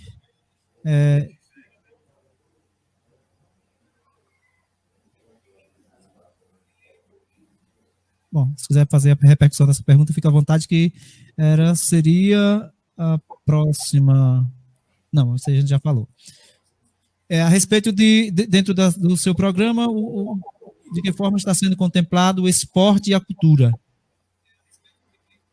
Pois é, nós temos a Secretaria Municipal de Esporte, Cultura e Lazer, né? Inclusive, o orçamento dessa secretaria esse ano, eu vi aqui, o orçamento da Secretaria de Esporte, Cultura e Lazer foi de R$1.211.000 para este ano, que nós estamos aí, 2020. O orçamento deste ano foi de R$1.211.000. É claro que essas atividades esse ano foi muito prejudicada por conta da pandemia, mas nós não vimos essas atividades também serem desenvolvidas ao longo dos anos, né? No máximo se faz um campeonato de futebol e aí pensa que já atendeu às expectativas da nossa juventude, da nossa população desportiva. A gente tem uma compreensão do esporte, não só enquanto atividade de lazer, mas também do esporte enquanto constituição de cidadãos. Eu acho que o caminho do esporte é um caminho importante para a nossa juventude. A gente vai retirar a nossa juventude, ou fechar a porta da entrada do mundo das drogas, da criminalidade, através do esporte também, para além da atividade de lazer, que é o próprio esporte. Então, a gente tem um bocado de atividade pensando nesse sentido. Um projeto de Secretaria de Esporte, Cultura e Lazer no nosso município, que pense esse espaço para as mais variadas características da nossa população, que não seja apenas o campeonato de futebol, que não seja apenas o campeonato de futebol masculino, tá? Que a gente pense no futebol feminino, nas práticas esportivas femininas e em diversas outras modalidades de esporte. A gente tem um bocado de ideia nesse sentido, né? Ampliação das nossas quadras poliesportivas e um melhor uso dessas quadras poliesportivas, né? Que não apenas no jogo de futebol, mas que ela possa ser usada de outras formas. O nosso município tem algumas quadras e a gente tem que implantar em algumas comunidades da nossa zona rural essas quadras, elas são fundamentais para até movimentar a nossa comunidade rural, e, sobretudo, que a gente pense em uma política de esporte que esteja relacionada com uma política de saúde pública, né? Então, o esporte vai ser pensado não só enquanto um instrumento de lazer, enquanto um instrumento de cidadania, mas também enquanto um instrumento que venha a garantir a saúde da nossa população. A gente tem várias ideias, como academia em praça pública, que eu estou falando de coisa aqui que as pessoas começam a pensar que isso é muito custoso. Eu estava falando até com uma profissional da área há poucos dias, não vou citar aqui o nome, mas falava com ela há poucos dias sobre isso. E essas coisas não são custosas, não são caras ao município. Cara, que uma coisa é você construir uma quadra poliesportiva, isso aí requer emenda parlamentar, o município não faz com recursos próprios. Mas outra coisa é você, por exemplo, implantar em nosso município uma academia da cidade, como é chamada por aí, ou academia em praça pública, enfim. Isso não é custoso ao município. Isso vai ter um efeito significativo na vida das pessoas, porque vai despertar a atividade esportiva nas pessoas, das mais variadas idades, de gêneros diferentes, e por aí vai. E temos tantos profissionais da educação física no município de Fátima, né, que estão disponíveis, sem dúvida, e em grande maioria os nossos artistas sempre fazem essas manifestações culturais de maneira voluntária, né? Nada mais que justo que a Secretaria de Cultura pudesse contribuir, de certa forma, até porque existem verbas nesse sentido. Aí eu peço um parênteses para falar um pouco também dessas ações na área da cultura, né, que é extremamente importante também para a nossa juventude e para a nossa população de forma geral. A gente garantir espaços e momentos dessas atividades culturais, garantir que as nossas manifestações culturais possam ser valorizadas e tal. Então, e a gente tem várias manifestações culturais no nosso município que, com pouca coisa que o município fizesse, se o município fizesse, garantiria que elas subsistissem e exercessem aí, e fizessem as atividades. Isso vai desde a quadrilha junina, que é uma humilhação ano após ano, as quadrilhas juninas do nosso município mendigando um transporte para a Secretaria de Cultura. Isso vai desde ao grupo de reizado das nossas comunidades rurais, que estão se acabando, inclusive. Houve um concurso de quadrilha aí na frente do Floriano Peixoto, uma grande disputa entre a quadrilha Milho Verde de Serra Velha e uma quadrilha que você, professor Moisés, participava lá do campeonato. Pois é, ainda bem que é você que está falando para ninguém pensar que é mentira. Os tempos bons que não voltam mais. Eu e Renata era o casal ali daquela quadrilha, o professor Jackson Ricardo estava lá na frente. Sim. Aquela quadrilha, e nós quase ganhamos. Quase. Um pouco para ganhar. Quase ficar no segundo lugar, né? E nós ficamos em terceiro. E é o Floriano, né, que foi o campeão ali, né? Aí, Não, acho que o Floriano foi segundo, a gente era do Floriano no tempo. Não, rapaz, vocês já falaram. Então foi Capinduro que ganhou. Foi, acho que foi isso mesmo. Então tá bom. Capinduro, acho que foi o primeiro lugar, vocês o segundo e nós da Serra Velha o terceiro. Para mim foi isso. Jackson Ricardo deve saber o que quiser dizer. Isso, era a quadrilha Milho Verde. Como eu fazia, a Serra Velha era Milho Verde, vocês eu não lembro muito. Mas, eu não lembro o nome também, não. Mas enfim, eu estou dizendo dessas manifestações culturais que podem ser valorizadas no nosso município, né? E eu volto a dizer, aparenta, não é custo excessivo, não. Não é custo excessivo para o município, não, fazer isso. É possível fazer isso com custo mínimo. Tá? As nossas noites culturais, inclusive, que são espaços que devem ser ampliados. Eu tenho uma ideia que eu fui coordenador de um ponto de cultura já também, em 2008, do governo do estado da Bahia. 2008. Eu fui coordenador muito jovem, inclusive, do ponto de cultura aqui na cidade de Heliópolis. Inclusive, um abraço à galera da Fazenda Barreira do Tubarão, os peixinhos lá em Heliópolis. Eu fui coordenador do ponto de cultura e a gente trouxe atividades aqui para Fátima daquele ponto de cultura. Sabe uma coisa muito simples que a gente fazia que tinha um impacto grande demais? A gente pegava um caminhão, colocava um telão em cima, um som e chegava ali na praça. Fizemos na Tabua, por exemplo, nós fizemos isso. Sim, né? Nós fizemos isso. Colocava um cinema na praça. E a galera estava ali, todo mundo, depois de um dia cansativo de trabalho, o agricultor pegava seu banquinho e ia sentar na praça com o vizinho, não para falar da vida dos outros, mas para assistir um filme. Algo tão simples, tão que como é que se pode dizer? Que se não gasta muito, não se gasta praticamente nada para isso, né? Que gasto tem? Aí eu lhe pergunto. Que nós possamos fazer, construir, por exemplo, pontos de cultura no interior do nosso município. E Fátima é rica em cultura, em todo canto. A gente tem, pois é, a matéria-prima a gente tem demais, né? A matéria-prima a gente tem demais. A gente tem artistas muito bons aqui no nosso município. A gente tem manifestações culturais que estão aflorando cada dia que passa no nosso município, mas que são inibidas, porque não há uma prática, uma política pública que incentive o desenvolvimento delas. Né? Então, eu sempre, no nosso plano de governo está lá, a construção de pontos de cultura na sede e na zona rural do nosso município. Sabe o que é isso? É você alugar, por exemplo, ali, um exemplo, tá? Eu vou citar uma comunidade, mas pode ser várias outras. E a gente vai fazer em outras também. Mas um exemplo é você alugar ali na Tabua uma casinha ou um galpão, ornamentar aquele espaço, colocar um computador, colocar uma televisão para guardar, inclusive, ali um data show, guardar ali um som, e que vai ser feito um cronograma a partir da coordenação da Secretaria de Cultura do município, para determinados dias, à noite, determinadas noites, ser feito ali um cinema na praça, ou ser feito ali uma outra atividade que a comunidade vai definir, porque a comunidade tem que participar de todo esse processo. E aí a gente fazer isso em várias comunidades. Isso vai enfervecer a nossa juventude. Eu tenho certeza disso, já imagino o que pode acontecer. O tanto de jovem que vai despertar as suas habilidades aí artísticas e tal. Eu sou professor, volto a dizer, e tenho excelentes cantoras e cantores lá na sala de aula. Uma galera que só precisa de espaço. Tem grupo de dança. Pois é, grupo de dança, então, nas escolas, qualquer festa que você faz, o que mais tem é grupo de dança. As meninas descem, sobem, os meninos vai e vem. É impressionante. Inclusive, você já imaginou, Almeida, para concluir, você já imaginou o município construir uma política pública de cultura que tem essas ações aí, centrar essas ações como algumas das ações? Você já imaginou a nossa juventude, tanto que ela vai se empolgar com essas coisas? Porque se elas se empolgam lá na escola, sem condição às vezes nenhuma, e elas fazem aquilo com tanto prazer, imagine se a gente começar a fazer isso com investimento do poder público, que é mínimo. Aí, na medida que a gente vai fazendo isso, a gente vai fazendo com que seu filho e sua filha, o pai e mãe de família que está assistindo agora, deixe de pensar que ela é obrigada no final de semana a ir para um bar tomar cachaça com os colegas.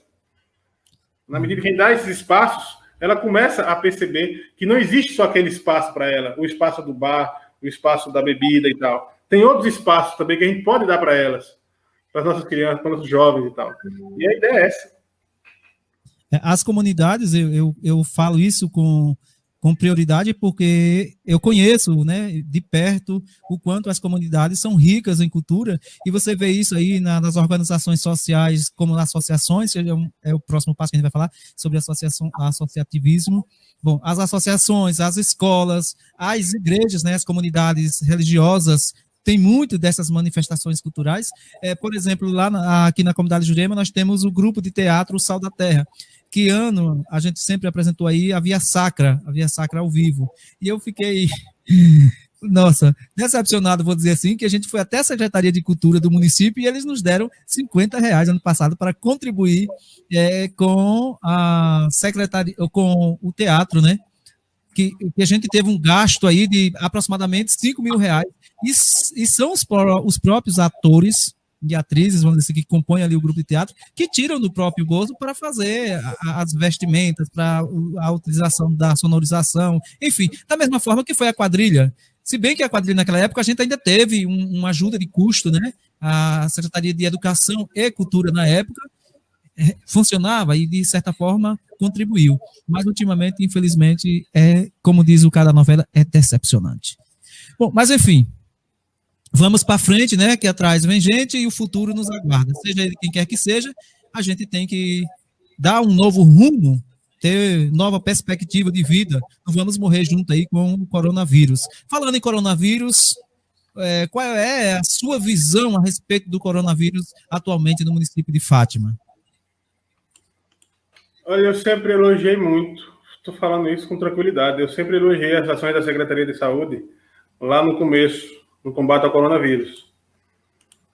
A minha opinião, no tanto, é que, em determinado momento para frente, me parece que se perderam as ações.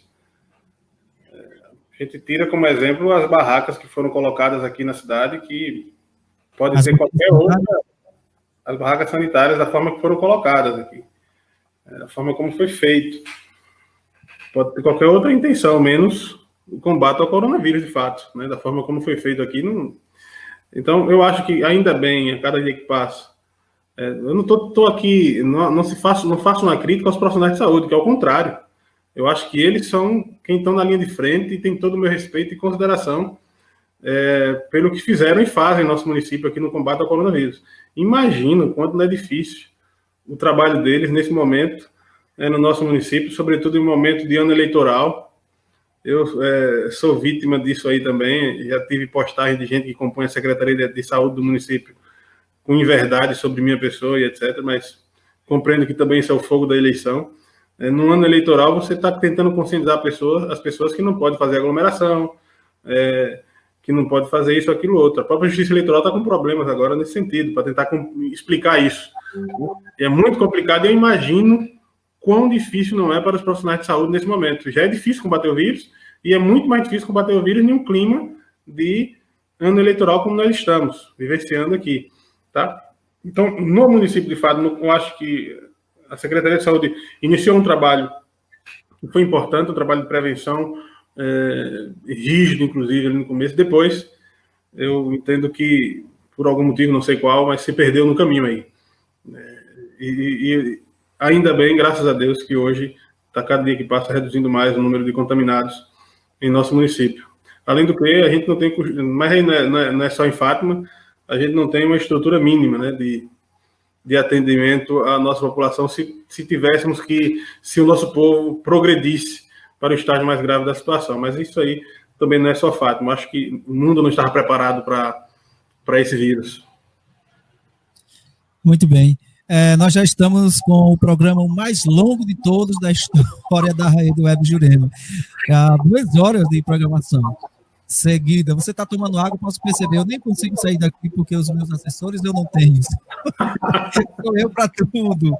Mas, enfim, vamos fechar com uma temática que eu sempre me preocupei, deixa eu me aparecer também, que eu sempre me preocupei no sentido de que, assim, quando o Negro do Pretinho esteve aqui, quando o vereador esteve aqui, eu sempre fiz essa pergunta e gostaria também de ter a sua posição a respeito disso, que é uma questão política, mas também uma questão social. E como a gente conversou ainda há pouco a respeito, os seus secretários serão com base política ou com base técnica? É óbvio que todo mundo já esperava que sua resposta seria ambas. Tem que andar junto, né? Tanto política como técnica, obviamente. Mas, assim, o que eu tenho observado muito, Binho, é que durante o período eleitoral e pós o período eleitoral, existe, eu vou até falar famílias em determinadas comunidades que se colocam como representante político, aquele que como é que eu posso, que organiza ou que tenta arrumar votos, vamos dizer assim, para determinados candidatos, mas olhando para o seu próprio umbigo, para o umbigo da sua própria família, com a visão de ter um emprego depois, algo do tipo, que não precisa estar aqui nem qualificando, porque você conhece essa realidade. Quando nessas comunidades também existem instituições instituídas, que são as associações, que trabalham voluntariamente, pensando no bem comum e não tão somente no próprio umbigo. Mas muitos líderes políticos, na verdade, eles excluem esses presidentes de associações, eles ignoram que essas associações existem e acabam o quê? Abraçando a esse cabo eleitoral nas devidas comunidades, que depois, na verdade, eles não fazem nada pela comunidade, pensam apenas no bem próprio, porque vai depois ser motorista da ambulância, porque vai ser motorista dos carros que transportam os alunos para as escolas mais próximas, e aí fazem carreata, fazem aquela bagunça, ou seja, eles, de certa forma, acabam que, como é que se diz assim, negociando votos alheios. Penso eu que as associações não trabalham dessa forma. Qual é a postura de Bill diante do que eu expus aqui? São duas coisas. Primeiro, é essa relação com as chamadas representações das comunidades, representações políticas, etc.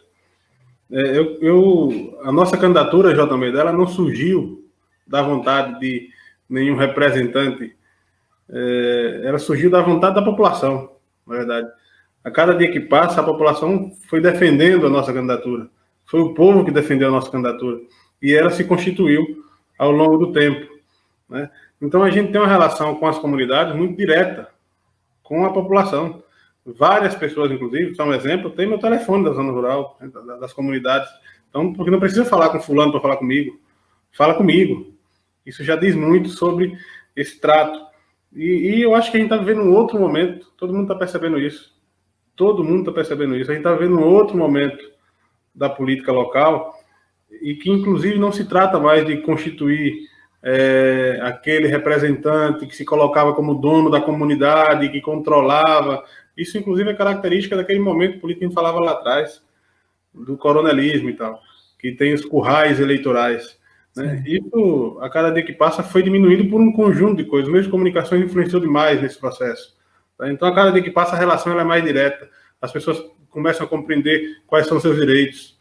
As pessoas começam a se libertar. E a gente quer dar continuidade a esse processo de libertação, porque a gente entende que a política não é um instrumento de aprisionamento, é um instrumento de libertação. A boa política se faz para libertar o cidadão, que ele não fique dependente de ninguém. Ele fique cada dia que passa mais independente. E isso não quer dizer que a gente não tenha pessoas nas comunidades, movidas pela boa-fé, na verdade, de querer ajudar a comunidade, de querer ajudar o seu vizinho próximo, que estabelece, que toma a frente, na maioria das vezes, de um bocado de coisa na comunidade. Esse é um tipo de pessoa do bem, etc. Aqueles que pensam que vendem, que controlam a comunidade, que vão estabelecer, passar uma lista de votos da comunidade para qualquer liderança política, esse tempo não existe mais. Eu não estabeleço essa relação com ninguém. A segunda coisa é referente às entidades, às associações de trabalhadores rurais, sobretudo. Eu sempre tive, na minha prática política, uma relação muito próxima das associações de trabalhadores rurais. Muito próximas, né? Sempre estabeleci, porque eu sempre soube também da importância que elas representam para cada comunidade.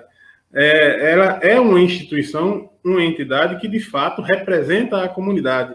Porque quem está na diretoria da associação, por exemplo, aí eu abro um parênteses, aquelas associações de comunidades ativas, né, que compreendem, que entendem a representação da associação e participam da associação, porque a gente também tem outros casos de pessoas que constituíram a associação apenas para benefício também pessoal, mas a gente sempre soube da importância das associações e sempre mantivemos uma relação muito boa com elas.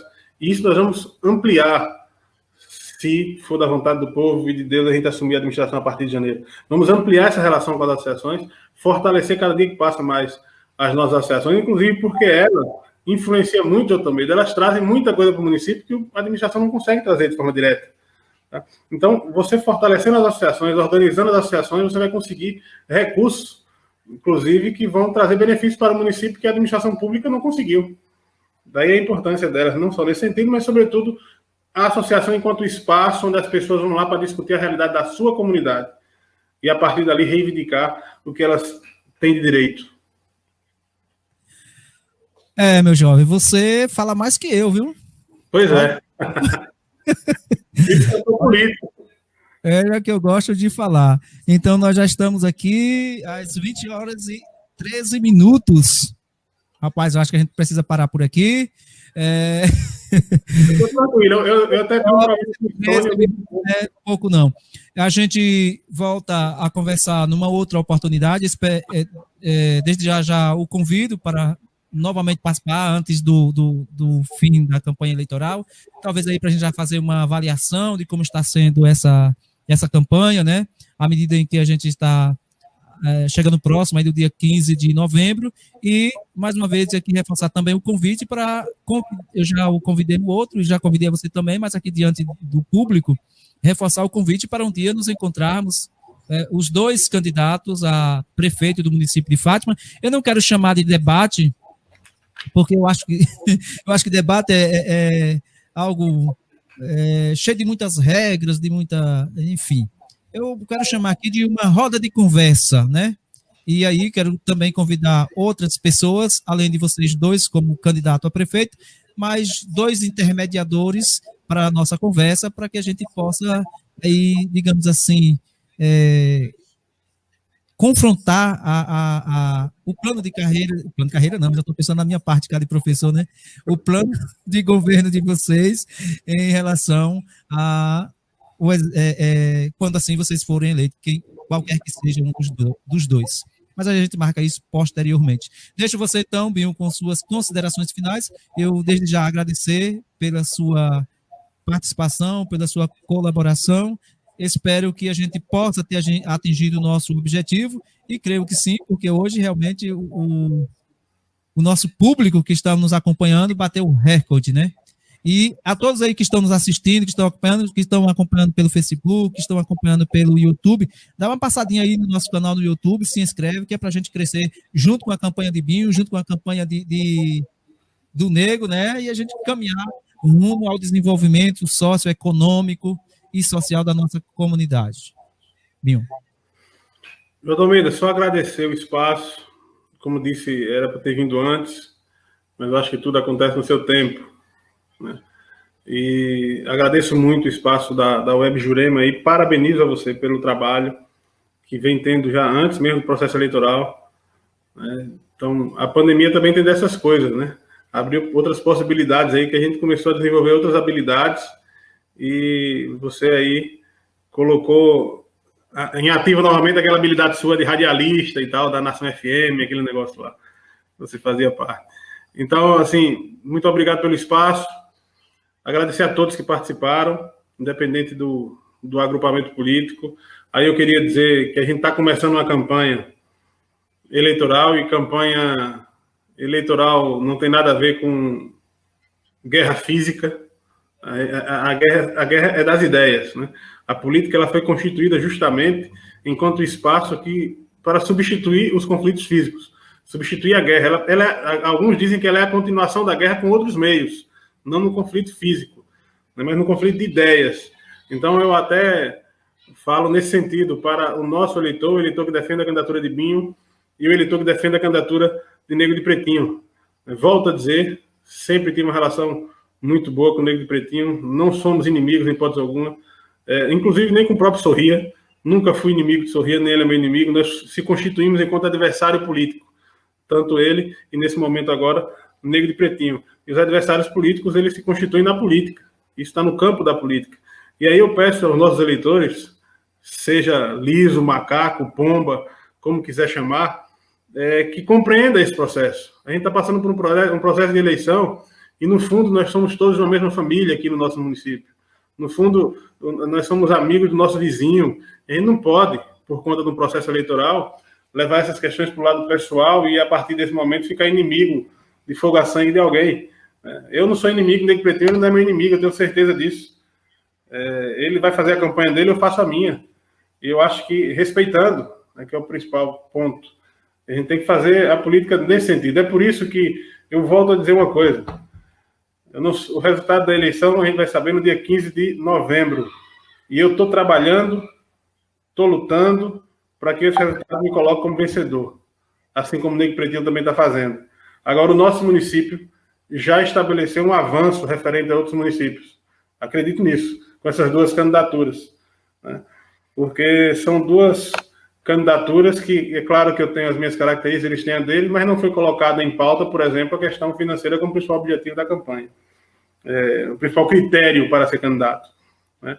Claro que tem uma outra configuração política, o grupo político do nosso adversário. Aí aconteceu outro problema lá. Mas eu acho que já é um avanço. Tá certo? Então vamos manter o respeito, fazer a campanha todo mundo, defender os nomes. Ao meu agrupamento político, estou aqui pedindo, vamos para o campo. A eleição só termina quando acaba. Está muito bom o quadro, graças a Deus. Isso é fruto de muito trabalho de todo agrupamento político, a vontade de mudança do eleitor. E vamos para o campo constituir essa vitória lá em 15 de novembro. Isso é o que eu desejo e peço a cada eleitor que defende o nosso nome. Vamos trabalhar. Um abraço e muito respeito e consideração por todos. Eu acho que isso é fundamental. Valeu, Almeida. Valeu. Obrigado. Ok, garoto. Obrigado a você. Obrigado a todos que nos acompanharam através da Rádio Web Jurema, que nos acompanharam pelo Facebook, pelo YouTube. Só tenho a agradecer a cada um de vocês. Quero agradecer também, especialmente, Binho, ao seu assessor de comunicação. Cadê o bicho? Tá por aí? Tá ali.